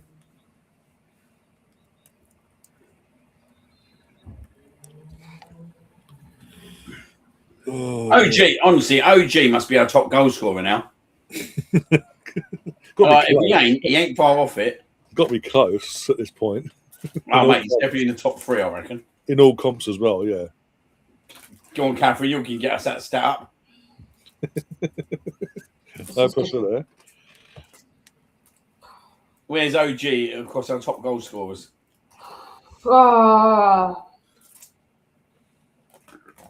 Is it even going to give me them? In the Premier League, that doesn't seem right. Is that right? We've scored 40 goals. 3 of them are own goals, 3 penalties, 12 set piece, 22 from open play. So we scored 4 own goals, definitely, then. In all comps, yeah. We included today's one, yeah. Champions League, only 1 penalty. FA Cup will be 1. EFL. Oh, EFL. We have an own goal there, and then 4 open play. So this was number 5. Number 5. Yeah, 3 in the Prem, 1 in the Carabao. Oh yeah, the Palace game, wasn't it? Yeah. Oh yeah. I remember that. No, Yeah. come. The set piece own goal, I remember now, yeah. Set piece again. Oh. No, leave all that. Right, just shut that up now. No more.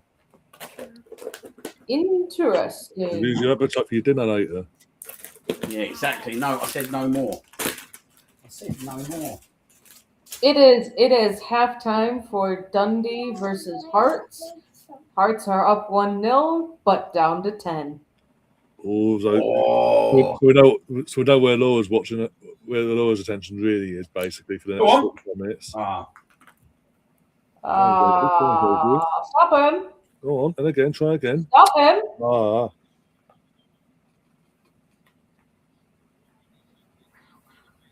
Go on, Ben. There we go. Hull versus Blackburn is 0-0. Norwich is up 2-0 over Walsall. Sheffield United, Mansfield is 1-1. Swansea versus West Brom is 0-0. West Ham versus QPR is 0-0. And those guys are in the 38-ish minutes.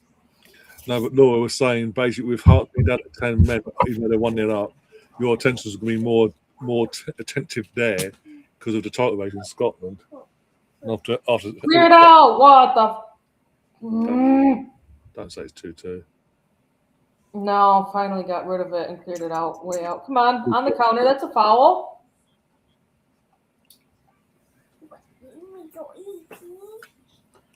What are you doing? You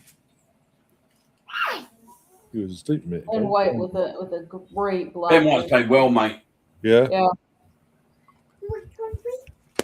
Come up. Excuse me. I'll sit down if you can. Is he? That's another foul. Yeah. Go over there. Go on. No more. Right.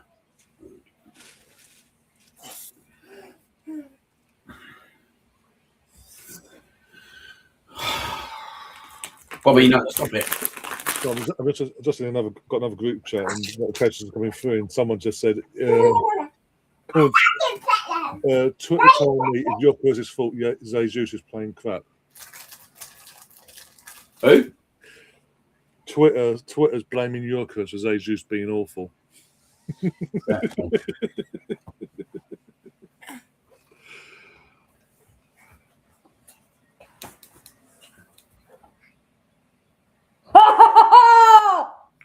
Come on! Let's go! Yo! 3-1! Yes! Come on! Yes! Open play, and it's Martinelli. You didn't miss a sitter this time. Come on. That was a quick free kick. Oh. All right, see, yep, there's the free kick. Open play, FC. All is reset. Oh, God, everyone's so far onside. Oh! Skilly done well there, to be fair. Yeah, and Jesus' ball is good as well. Open play, FC. Leave it there. Open play, FC. Ole, ole. Leave it there, boy. what? No, he don't like sharing his sweets, Gav. And especially with someone, yeah, right, that takes a bite out of one, and that's all he's going to do. And put it back. Oh, mate. I'll tell you what, right, last Saturday, I was trying to watch the Portsmouth game, looking after these two. It was the worst thing ever. I can imagine. especially when we went 3-2. But you're Yeah, mate, it was awful. It was awful. Do you know what I mean? Just like, can't you just put the game to bed, yeah, right? So I can just sit there and have a nice, easy last 20 minutes. Oh, no, we can't do that.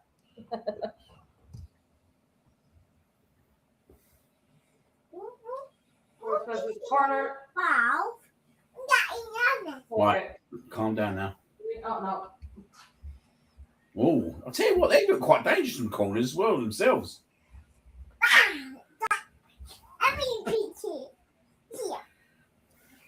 It's what I'm saying, don't you?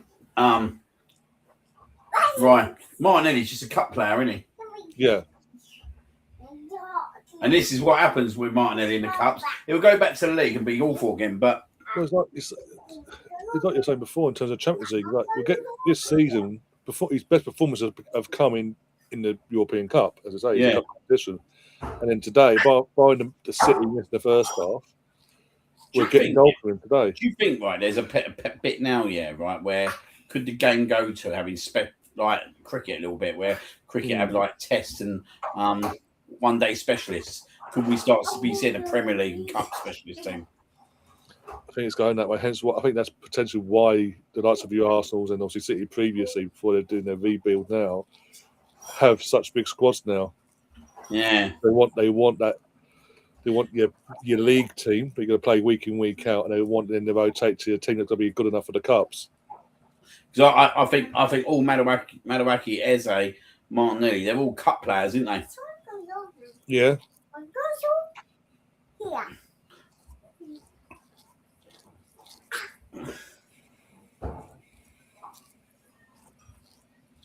Until we see more from Eze going forward into this, obviously end of the season into next season in the league. That's all we can say about Eze in terms of because of what we saw of him at Palace last year in the cup. He's talking. People are complaining about you, Bob.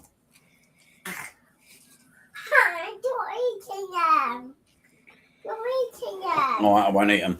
It was a great ball by Jesus, by the way. Yeah, I was saying before. Yeah. No. Oh, he's found the bloody sweets, isn't What you have for dinner today, anyway? What roast are you having? he? Roast beef. Martinelli. Roast lamb today for me. Oh, nice. Roast lamb. You don't like lamb, do you? Yeah, we're not allowed lamb in here. I have lamb at Christmas, right? It's the only time we have lamb. Oh, well, I'll have lamb. Because Sarah don't like lamb. Fair enough. Martinelli, Gav. I know you're happy for us, Gav. Do you see this this lineup being the lineup for our last Champions League match, or maybe not our last? Probably people take it. Our game against that one club that I can't pronounce. Almighty, or whatever they're called. Oh yeah, that's what I'm saying. No, more. I say this is more like the bulk of this will be in that starting that game, if not all. Yeah, just say if not all. It's going to be very dependent on how we do between now and then in the other games as well, and how many minutes they get in. How many minutes our first lot of players, our first teamers play basically against United, against Forest, against Chelsea in the. Gav, he's actually doing what you're telling him to do. He's winding me up. He's literally taking one bite out of them. What he's doing there, and then I'm not going to say because obviously you can hear me.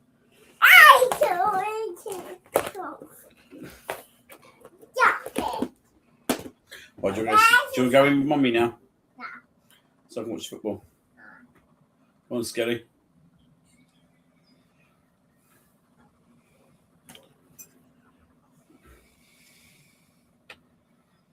But look how much more comfortable Skelly looks in the midfield. Well, that's the thing. That's Says it it, all. isn't it? He's a midfielder, mate. Yeah, that says it all. But I think for him to get the minutes there, he's going to need to go on loan. Go on. Oh, block there. Yeah, good block from the defender. I'll tell you what, we're putting the pressure on. Ben White's been superb. Yeah. Go on. Go on. Go on. Go on. Unlucky. He's seen this from Gavin in the chat, by the way. Liam. Let me have a look. Second to last comment. Yeah, I know. Mate, honestly, he's doing my nutting. Bloody no. Sheffield United are playing at home. There's no one in the stands. They're losing, by the way, but there's no Yeah, I one in can the see stands. this. What are you doing? Gabriel. You're going to stop behaving yourself today. You're naughty, haven't you?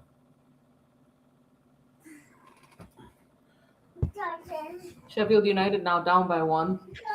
See that geezer back off, giving it to him. Yeah.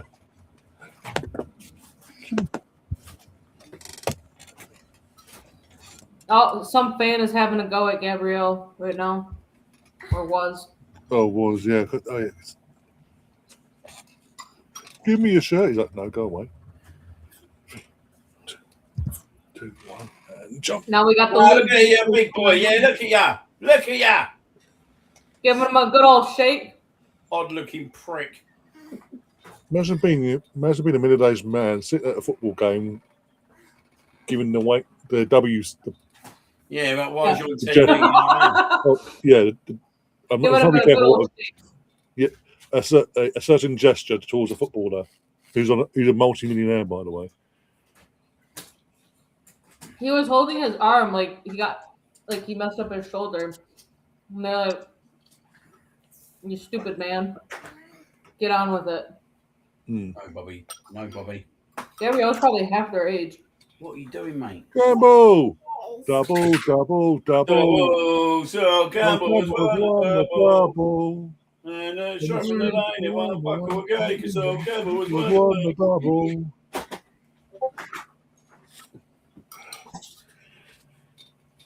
Someone's winding me up.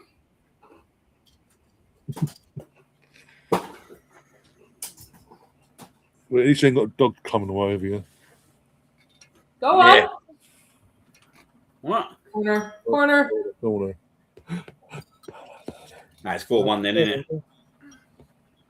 Just need a Gabrielle now, yeah. Just need a Gabrielle goal from set piece. Just to piss off the rivals. I think they were. Oh, no, did they claim handball? No. I mean, it hit in Wary's shoulder. Oh, that's what we're looking at. Are you watching the bird on the roof? Oh, look at those ears perk up. Bobby. Oh, Bobby. No. set piece again. Set piece again. Set piece again. Ole. Come on. Here it comes. No. Straight up. What was that, Martinelli?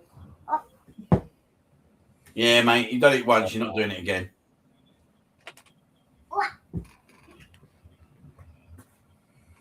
He Bobby. jumped like just enough too early. All gone. Get off the keyboard. Sarah, can you grab him now, please?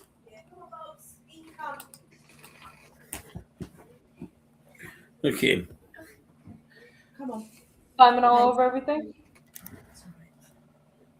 Yep. It's like, it's just my spot now. I can see you. You are. I can see you. Right, can you come in, please? Because it's busy out here. Come on. Or just sit quietly. Laura It's says annoying, West Daddy. Ham are even struggling with QPR. We don't know But what's what you score there? Right, leave them because Still no, I think. Knock yourself off, you silly girl. Can you please stop annoying me? Come on. Oh, not nice. Stop being annoying. Yeah, just about halftime for the Just West sit Ham game. quietly then, all right?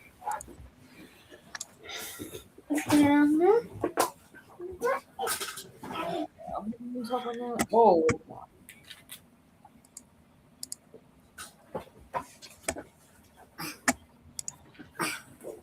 9 minutes were added into that West Ham game.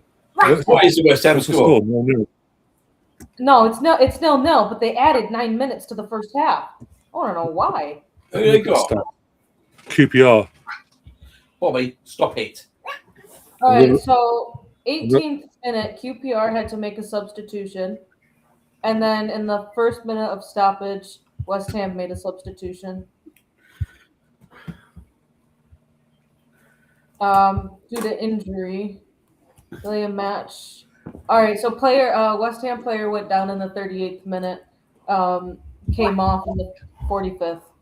So that was 7 minutes right there. I mean, I was a Law, good boy, Gav, when I was a baby.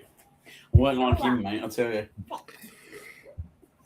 I mean, your thing of struggling against QPR is a weird concept because I'm looking at the stats now. In the 47th minute, 75% possession in favour of West Ham. They've had 3 shots, 2 on target, 1 off target. QPR have had 3 shots, all off target. In what? West Ham have had 2 corners. Expected goal of 0.66. Let's see. West Ham have made 300 passes. QPR have made 99 passes. I know they're not winning. You might be in terms of winning, they're not beating QPR, but in everything else. West Ham are going to get relegated. Yeah, this will be the London fixture in the Championship next season. The way they're playing. See, Arsenal are sitting with 58% possession, 8 shots, 2 on target. Portsmouth is 9 shots, 4 on target. Total of 7 corners so far for Arsenal. Arsenal have completed 216 passes and have attempted 268. And a yellow card apiece. Okay. We'll make some subs now, Big L, please. Yeah, I think this. Yeah, but he doesn't, does he? He's another one. Like Wenger, isn't he? But worse. He'll wait till Portsmouth score again before doing anything. Well, we don't do that. Come on, Noni, chase it down.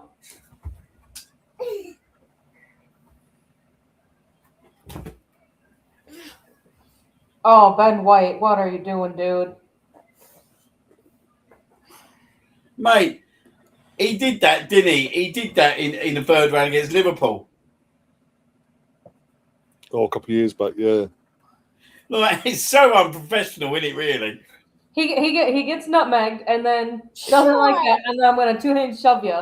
Surely he's been booked for that. It's got to be. I haven't seen an indication that he's been booked. If he's not been booked for that, that's a joke. I've got no Get out of it. I've got no notification saying that. Bobby, remember what I said to you? So I want to show off now. Sarah, come and get him now, please. No, I'm hiding. I'm off. I'm hiding, Dad. I'm hiding. I promise. You're being loud and you're being annoying, so you've got to come in. You going to stop it? Say sorry. So sorry to Daddy. Right. Sorry, You're being noisy and loud. Bobby, say sorry, mate. You're being noisy and loud, and you have to come in. You sit quietly and you stay, or you be loud and you come in. What do you want to do? Do you want to sit quietly? Right, will you come in then? Right, Daddy, pass him over. He said he's not going to sit quietly. Right, you sit quietly, please. You're on your final warning, I mean it.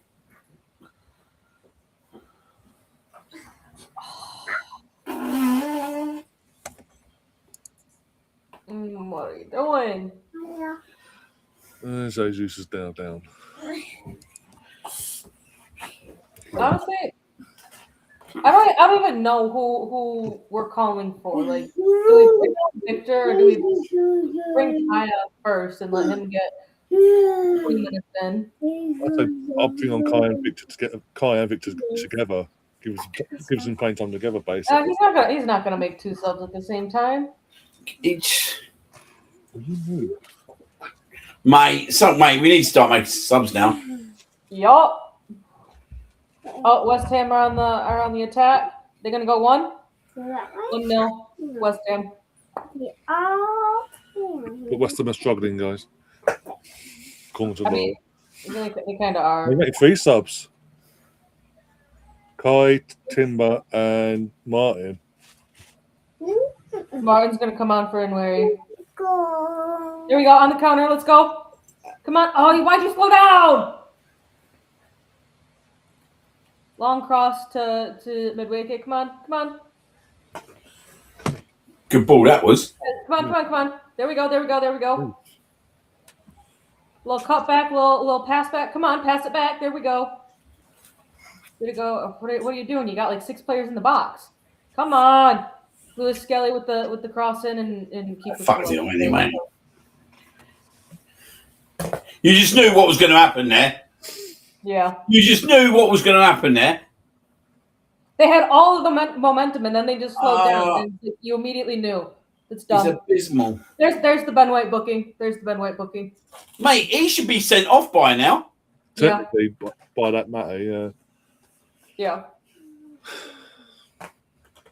Somerville scored for West Ham. It was on a counter attack. I don't know how Ben White didn't get a yellow card. Here comes Jesus. Jesus is coming off for Hubbard. Yeah. See, now I'm going to be curious. Is Timber going to be coming on for Ben White now that he's got a yellow? Well, do you know what? Or was he going to come on for Lewis Skelly? Here we go. Triple subs. Jesus, White, and Wary are coming off. Havertz, Timber, Odegaard on. Yeah. Cobra Kai is back, guys. So it took him how long?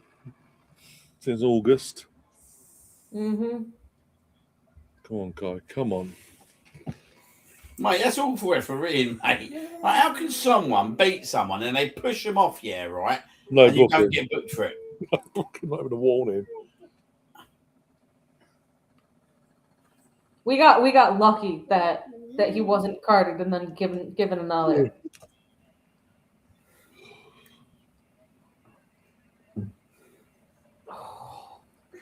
Out for a goal kick now.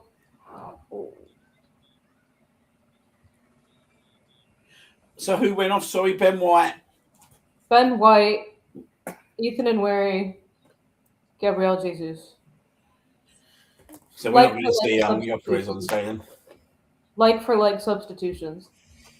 Bored. I mean, the next player that I could see coming off would be Eze for Victor, and then Kai would drop back. Yeah. Or Eze would come off for Rice. I'd say Rice just rest. Oh yeah, I don't think unless they score again, I don't think you bring Rice on. Mm-mm.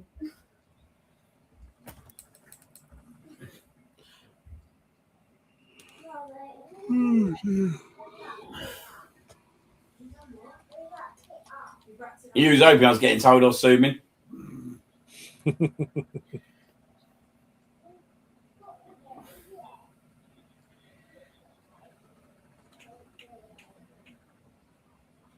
Oh, let's see. Oh, I didn't get through, did it? unlucky that. Oh, that was shit pass, but he got away with it.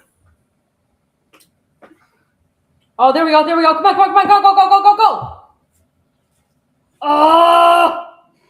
Same old frustrations. Oh, Money, go on. How's you cut this one up? Mate, he needs to be drilling that across, mate. He went for glory himself. Got a corner out of it, but he went for glory himself. Look, Kai Havertz straight away, mate. Pass to your striker. Goal. I'll tell you what, mate. This is the difference with Kai, though, isn't it?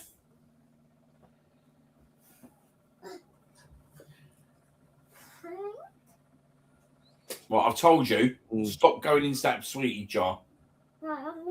No, you're not playing with sweets. I don't care what you're doing with them, mate. Yeah, but I don't want you wrapping it up. I said don't play with them. Come on. Here it comes. Bob. Oh! Hey, Bobby! Boy, watch telly. Yes! And it's a hat trick. I tell you, he's a great player, mate. He is. Amazing. Wow. Well Wait, passed. we need to back up to the beginning of the show where Liam said if Gabriel Martinelli gets a hat trick. I said it still wouldn't be good enough, didn't I? Yeah. Yeah. Now you're over here saying, oh yeah, he's a great player.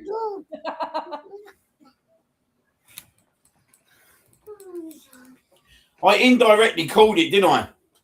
Yeah, Yeah. basically. Should have put money on it. Oh my god. Mate, how's he, mate? Do you know what? Yeah, right. But to be fair to him, yeah, right. Like, he's a bit of a danger, isn't he, with old set pieces? Mm.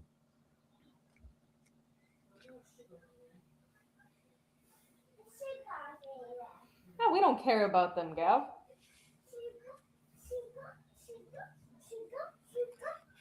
Apparently Spurs are apparently looking to Oh, I love this. £50 million bid for Brahim Diaz. Anderson just said, you may call them set piece FC, but they are brilliant at what they do. Goals count. All goals count. Yup. Is that his first ever hat trick as well? What? It is, isn't it? Martinelli's first hat trick is at Arsenal. It's a job, bloody hell. There you go. Right, Bobby.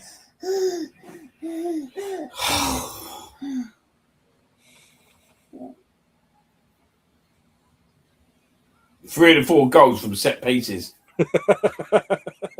Sounds about right of Arsenal. We've got 3 out of 4 set pieces, an own goal, 2 headers. 2 headers. From a winger, sorry. He's lethal in the cups, though, isn't he?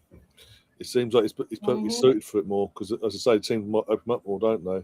Exactly. They can't do what they do because they've got to go out to win the game.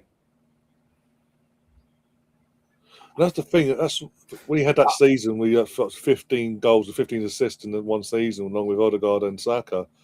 And was it the 22-23 season?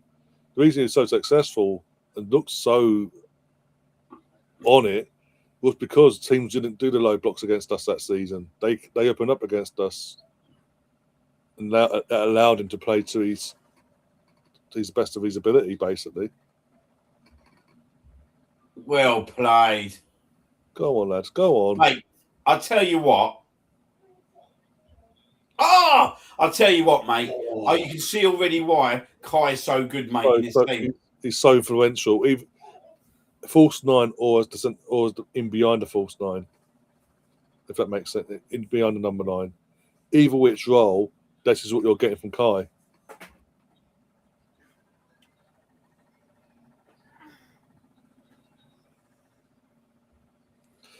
Gav says, just give him the sweets, Liam. We'll buy you more. Oh, Sam's coming on. I'll buy you some more if we beat you Wednesday. Well, I ain't getting no sweets, that means then, Gav.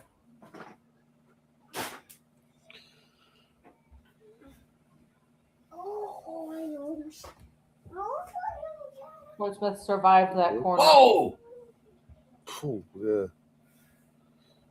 Who's gonna go off?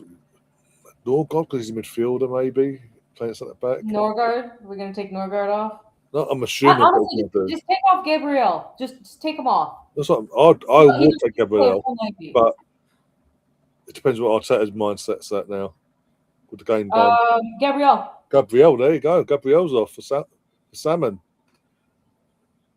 Well done, Gabriel.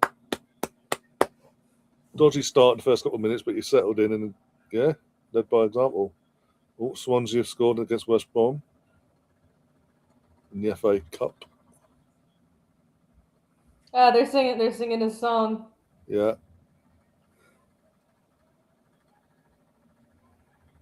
So nice that we could provide a song for Bournemouth as well. Got there eventually. Took a brief scare at the start to wake him up a bit, but yeah.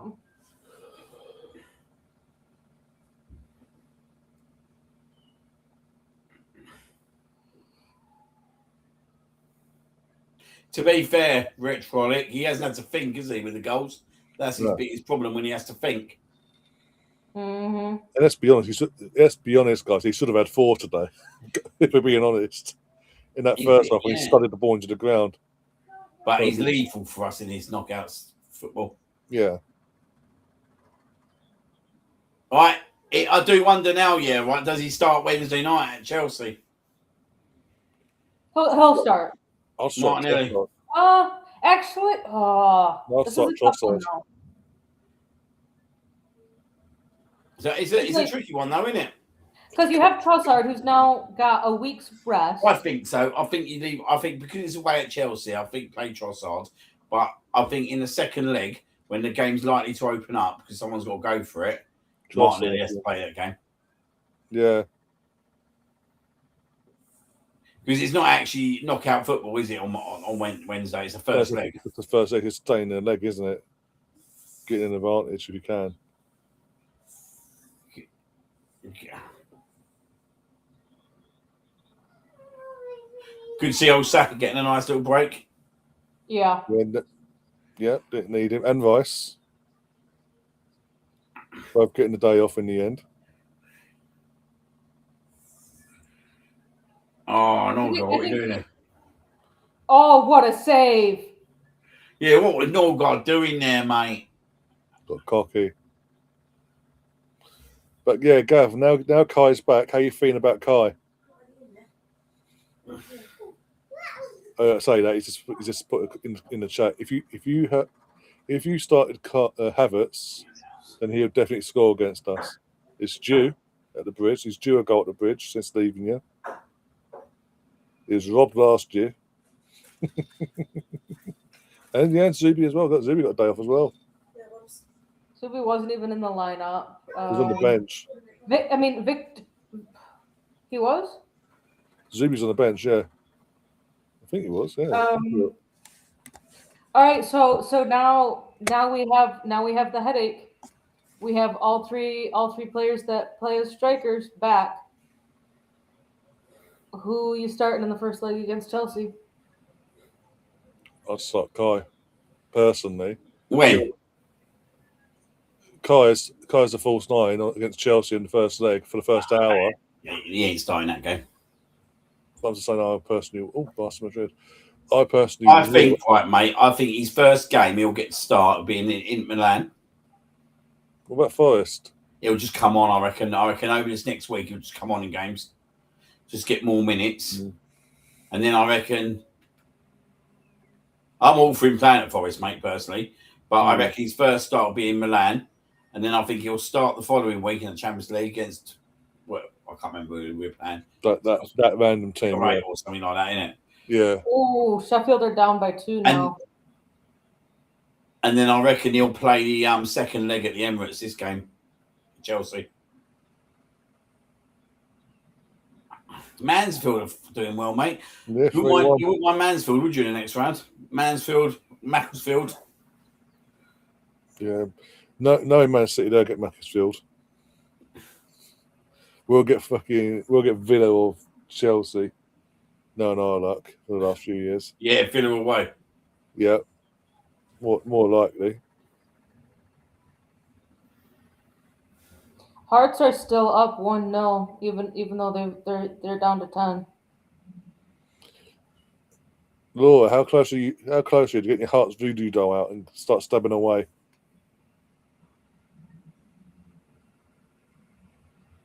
So what you say? I'm saying, how close is Laura to getting a voodoo doll out for Hearts and Hearts player don't even fucking is going bang bang bang bang bang. Please concede. 3-0 Playing, mate. Come on.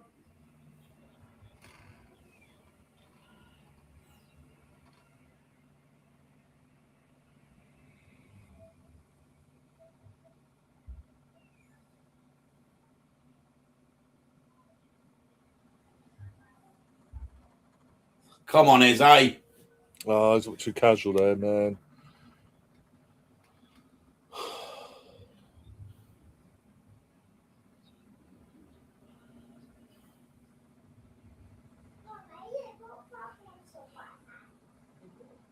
There we go. Oh! Good save from the keeper. Oh yeah, good save. Oh.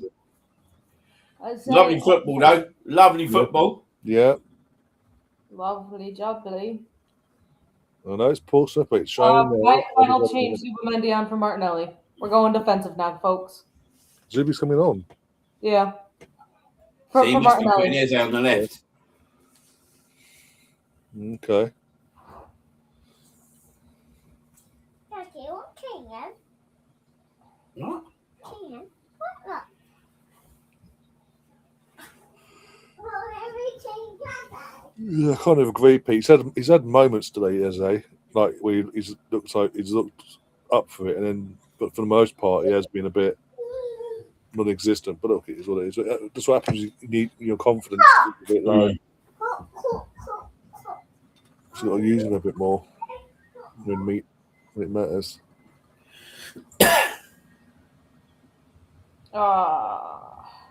Portsmouth player down. Oh yeah, he's just slid out on the pitch. Yeah, he's off the pitch, so he's just got tricking off the pitch. Unless he does the, I'm going to roll onto the pitch and call. No, he's doing the right thing, and he's staying off the pitch. I think, it's a hamstring. Oh, that's a hamstring. I can tell the way he went. He took the touch of the ball and he just went to his leg straight away. What are you on about, mate? Fucking Tim was playing right back, pal. More like when you end up selling us Hatto.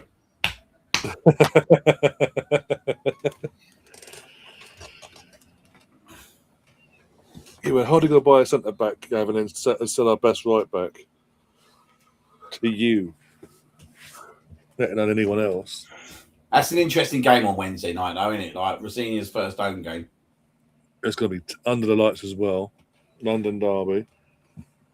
It's a big, big game. Put a test now for him in terms of his game management and all that as well. It's probably a test for everyone, mate.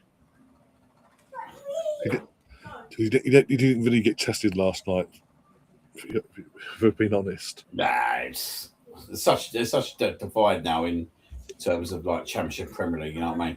Yeah. Portsmouth never made a substitute. Well, I don't think there's been a stoppage in play for Portsmouth to make a sub, unless they're just down to 10 because they've made all their substitutions. Come on, Martin. Come on. What were you doing there? There we go. Shoot! Oh. There we go. Oh. Corner. Lucky. Who's that? I'll tell you what, though, we're playing some good football now. Kai with a shot block and then Eze on the rebound. Yeah. Odegaard, Eze are going in tandem now. 4-1 Mansfield. Wow.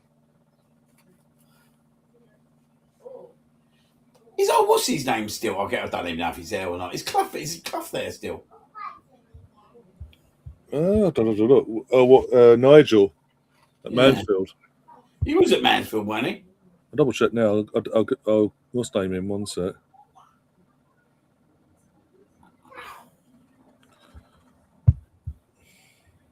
Come on. Another corner? Another corner.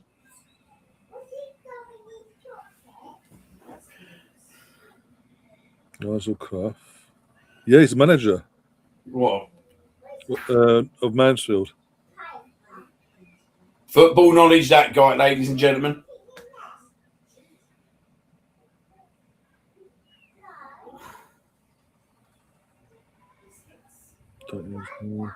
Don't use. 59 years old, born 66. Nigel Howell Clough is an English professional football manager, former player who is a manager currently of Mansfield Town. Yeah. Obviously, the son, one of the sons, the kids of the late Brian Clough.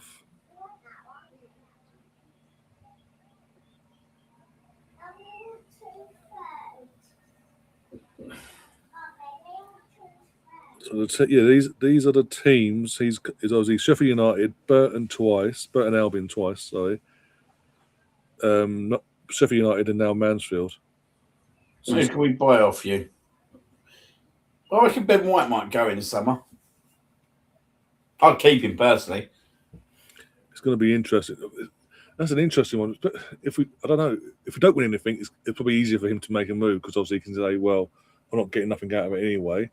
If we start winning major honours, the majors in terms of the leagues and Champions Leagues and all that, he might be happy because he'll be collecting medals, won't he? So it's like Gabriel Jesus, his wages, isn't it? Like, I think he'll end up going back to Brazil or something like that. I don't know. I can't see Jesus staying in the Prem once his contract. I think his contract's up in the summer, isn't it? I think so.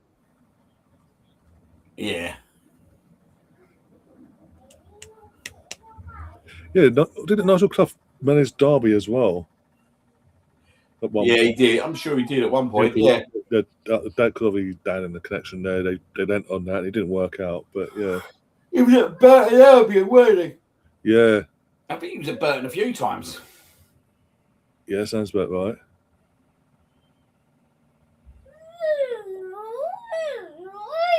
Stop. Yeah, because before, obviously, his dad passed away. Obviously, Nigel was in charge of Burton. This is like 2005, I think it was, something like around that sort of time. And Burton got Man United in the FA Cup at Burton. And Man United only just, I think they did they go to a replay? I think it might have gone to a replay, or Man United nicked it. It was a very interesting game because Man United went full strength as well in that game. And Burton made it as hard as possible, but that's what put him on the map.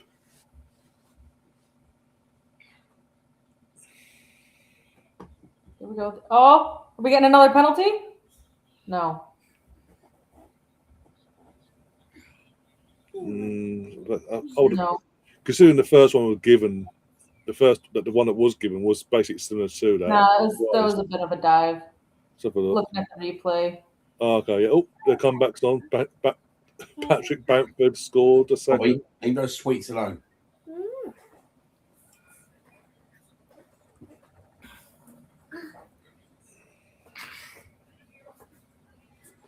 This is the thing, Gav. It's just saying you're desperate for experience in your squad. You're not going to get it with your ownership. They've already said we're just going to keep with the model we're doing.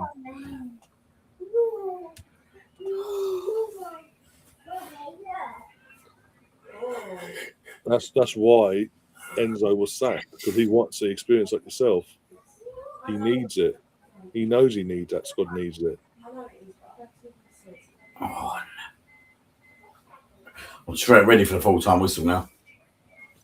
Yeah, same here. I won't be. But yeah, by the way, Gav, I won't be doing the Brighton game because I've got a bloody roast dinner to cook. Like the lamb's company cooking, but I've got to do a prep for the veg and all that. It's just going to crash, and Yeah, Gav, no third round entertainment for you, mate, this time round. I know you called me out a few times in the last 3 years, getting angry and all that. Not this time, pal.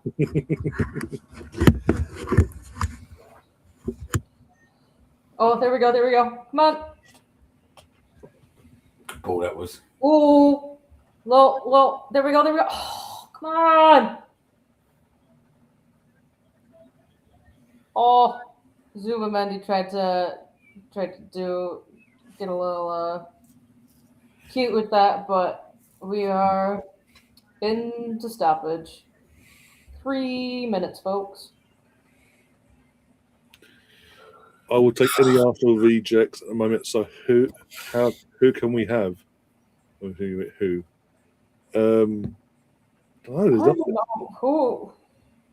do you call really? Like from the open squads right now, or just former players? I think it means like the current squad. It's not really any dead wood that we've got we need to get rid of.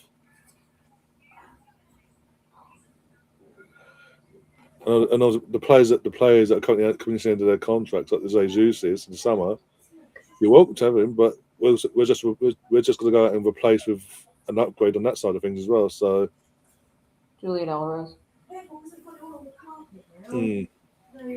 That's the hope. That dude is suspended. No. We'll check. Okay, now man. Remember that back. Go on. Oh, mate. Oh, that's no one. Again, that's the part. Ironically, that pass from Moreno there would be the perfect pass for Victor because he would have Or been. even to Jesus earlier. Yeah. The irony, though, they're both players that would have benefited from that are not on the pitch. Boring game in the WSL for the late kickoff. 0-0 right now, 63 minutes in, Liverpool versus London City. A total of 6 shots, 5 for Liverpool, 1 for London City, and no shots on target. Even though the Arsenal United game yesterday finished 0-0, at least there were shots on target, and we had the excitement of watching keepers make saves. This game has none of that. Oh, they're calling that offsides. I missed that. Mate, No, 3-4 now. Sheffield What's the United, big- Mansfield. Bloody hell. Oh, yeah, just seen it now, yeah. Hull Blackburn 0-0. Norwich is up 4-0. Swansea West Ham is 1-1, and West Ham is still up 1-0. Bobby. It's time. 30 seconds left, folks, Time. and then it's nap time. Wait, it's for what people are saying to me. Not just kidding. It's laundry time. The most exciting part about being an adult, doing laundry. Is it? Oh Lord, let's see. Come on. One last shot off. Martin crosses it in. Kai. Oh, block shot. Kai wants it so bad. Full time. Bit of a dodgy start, but we woke up, got the result in the end. We're through to the fourth round of the FA Cup. So Job done, mate. After the late game. what's that? When's the draw after the late game? Tomorrow night before Liverpool kick off against Barnsley. Oh, I forgot that Liverpool are playing. Why did they get a whole ass extra day? No idea. Absolutely no idea. Because it's not even like on BBC either, because obviously of soaps and all that. So I don't know. I think we're entering later today is I think El Clasico number 4 of the season. Yeah, the Copa del Rey final, or whatever it is in Saudi. This one's the Super Copa. The Super Cup, and that's it. Yeah, I think like Copa del Rey is Later on, maybe. I don't know. Carabao Cup, Super Cup is FA Cup, then the league. Trying to think. I mean, they have as many domestic competitions as England do, but Is that DeSalle anything to do with Jason DeSalle? Wow. Let me have a look. Don't know actually.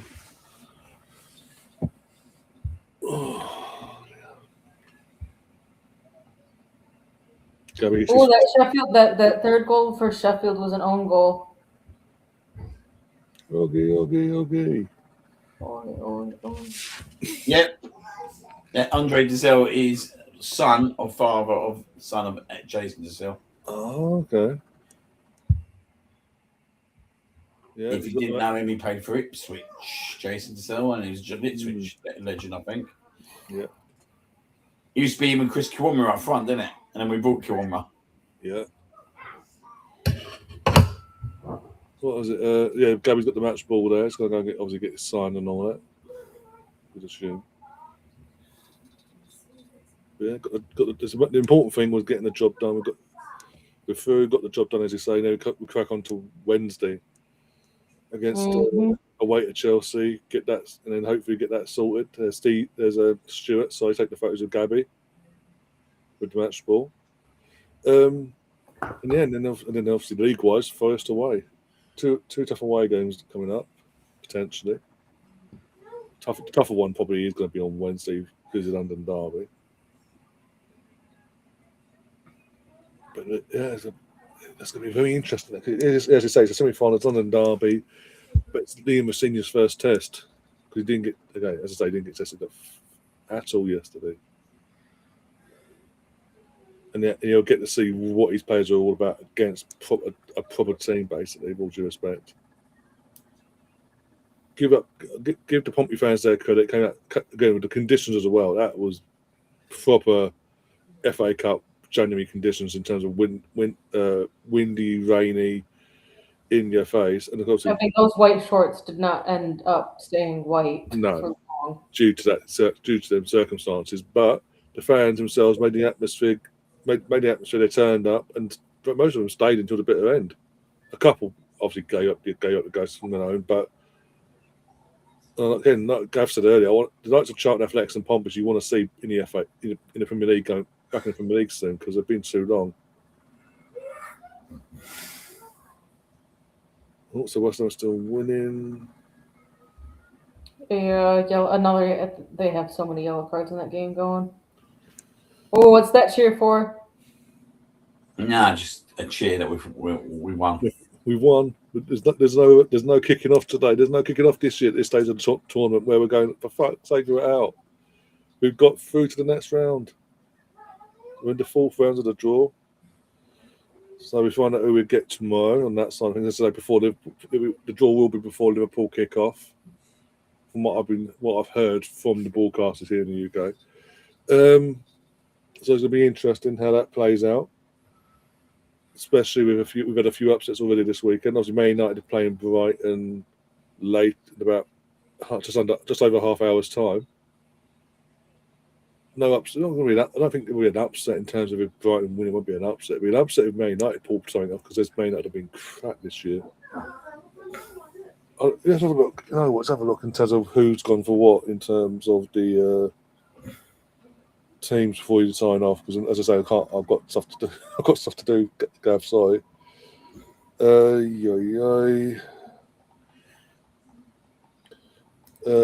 Lamman's in goal for United. Diago Dalot, Yoro, Martinez, and Dugas are back four. Oh, Kobe Mainoo starts. Yeah, they change everything. Kobe Mainoo starting. Manuel Ugarte, Bruno's back in the matchday 11. Cunha, Mason Mount, and Sesko up top. So they've gone strong as they should do. Brighton, Jason Stills in goal. Heswinkle, Gomez, Veltman, and Coppola to back four. Pascal Gross, Grunda, Julian Vuta from the Leeds attacker. Ferdy, Oliver, and then Danny Welbeck up top. Gonna be interesting game. Come on, Brian. Come on, the Seagulls. Come on, Welbeck. Let's have a laugh. Oh, Norwich conceded 4-1 now. With Oh yeah, it's gone from my screen now. Courtney Clark's went for Walsall. Yeah. Gav says Ryan and Liam, you'll probably end up with Man United away or City or Villa. We could say Villa away. Well, the last time we got to the FA Cup fourth and it was City away. And that was in, as I say, the 22-23 year. We had Rob Holding and all that Matt Turner was our backup goalie. Okay, now. And the thing is, because we were so back then, because we were so unexpectedly in a title race. Don't worry about us. You worry about yourself, mate. Don't worry about us. Instead of going for that game, we just went for a second string team and went for the league, and as I said, we all backfired. But yeah. See, I think though, from like a money standpoint, getting a lot more views and people in seats, they could try and get it to end up being like a City Arsenal final. I think that's what they're trying to do with the League Cup, in my opinion. Hoping keeping us apart in both for the semi-finals would lead us both to the final, having Pep versus Arteta in the final at Wembley for the League Cup. And probably Pep's last season. With the noise that's going about, it sounds like that's going that way. There's too much noise. I mean, even last year before he signed a new contract, it was rumored that it was going to be his last season. If it was kind of like if Pep signs another contract, then we kind of know how the 115 is going to end up playing out. Yeah, Gav. I think because Pep wouldn't stay in as the manager if the 115 was going to come down to a points reduction or a massive fine that would put like transfer bans on. Things like that. He wouldn't be able to do anything. Yeah, Gav, I'll hold your horses on that one because I've got a feeling if Man United were to win today, being who the manager of Macclesfield is, and his connections with an ex-Man United legend, from a family point of view, that there'll be a way of trying to set up Macclesfield versus Man United in the fourth round. No. And because that will be the thing of, even though it's not Wayne Rooney, it's his brother versus his brother's club, basically, in terms of Man United. Let's see, QPR have a corner here, and they're Yeah. are fighting in the box. If that's not the case, it'll be Man City Macclesfield, just because Man City always get the lower league, easiest route in the early rounds. I mean, because you're telling me that League One opposition that they played had to play against a Premier League side. Well, it's not that. Of all the teams to be drawn against, it had to be City, and City had to be the home team. Just happened to happen. It happens. It's too regular of occurrence. And again, obviously, back in the 90s, the late 90s, early 2000s, Arsenal, Man United was that team in terms of the early rounds. You get your Watfords and your 1-1. what QPR. Yeah. Oopsie daisy. How long's left in that game? It's the 70th minute, thereabouts. 15, 20 minutes post stoppage. Ages away then. Well, on that note, we are going to get ourselves out of here then, and Richard Coney, or however you pronounce it, to score. But yeah, we're going to get ourselves out of here. Go and enjoy the rest of our Sundays respectively. And yeah, soak up all the hate from the rivals that, you've beaten Pompey. You had to concede against Pompey. So sorry, Man City. Watch the narrative be, Portsmouth were so brave and so good for getting the first goal and a goal against top of the table Arsenal, and then nothing will be said about City except for City smashed 10 past. I don't even know who they played. Who did they play? Exeter City. City smashed 10 past Exeter City, and nothing about Exeter City got one back. It may have been a consolation goal, but they scored. You had League One opposition. Man City had you had a team that is 117 places behind you on the football English tier table. 117 places, and you let them score against you. And also Haaland, who played a good chunk of that game, had no involvement in any goal. Did he have an assist, or was he a full-on blank? I think it might have been a blank. I think if it's an own goal, it'll be a blank. You won't go down as an assist for an own goal. But yeah, we'll get happy. Thanks, Liam, for obviously coming along. Obviously, I'm assuming you're back on Wednesday. You're initially busy. Yeah, I'll be back Wednesday. Yeah, I'm not around tomorrow night. I'll have a chat with you off air right back tomorrow. Yeah, no worries. We can work around things and all that and that side of things. We've still got a podcast tomorrow for the girl, George and all that for the girls side of things at 7. Obviously, Catherine, thanks again for coming along, keep the things going, and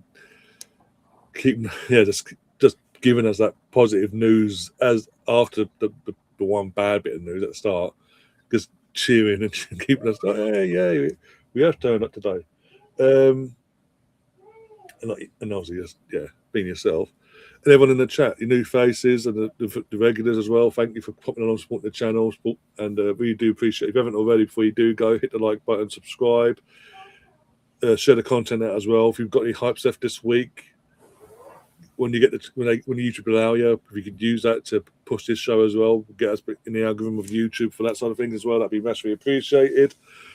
Other than that, we're out of here. We'll see you soon. Obviously, as I say, tomorrow you got your podcast tomorrow for the WSL reaction from the weekend from George and the panel there, and then obviously everything else we'll let you know in terms of the North Bank Summit. But on Wednesday we're back for the Chelsea Arsenal first leg semi-final in the Carabao Cup. Thursday, I'm assuming, is Cannon and Jonesy, unless I'm told different off air. And then we'll go from there, basically, from Friday on. We'll go from there rest of the week. But until then, as always, take care of yourselves and up the Arsenal. Come on, you Gunners.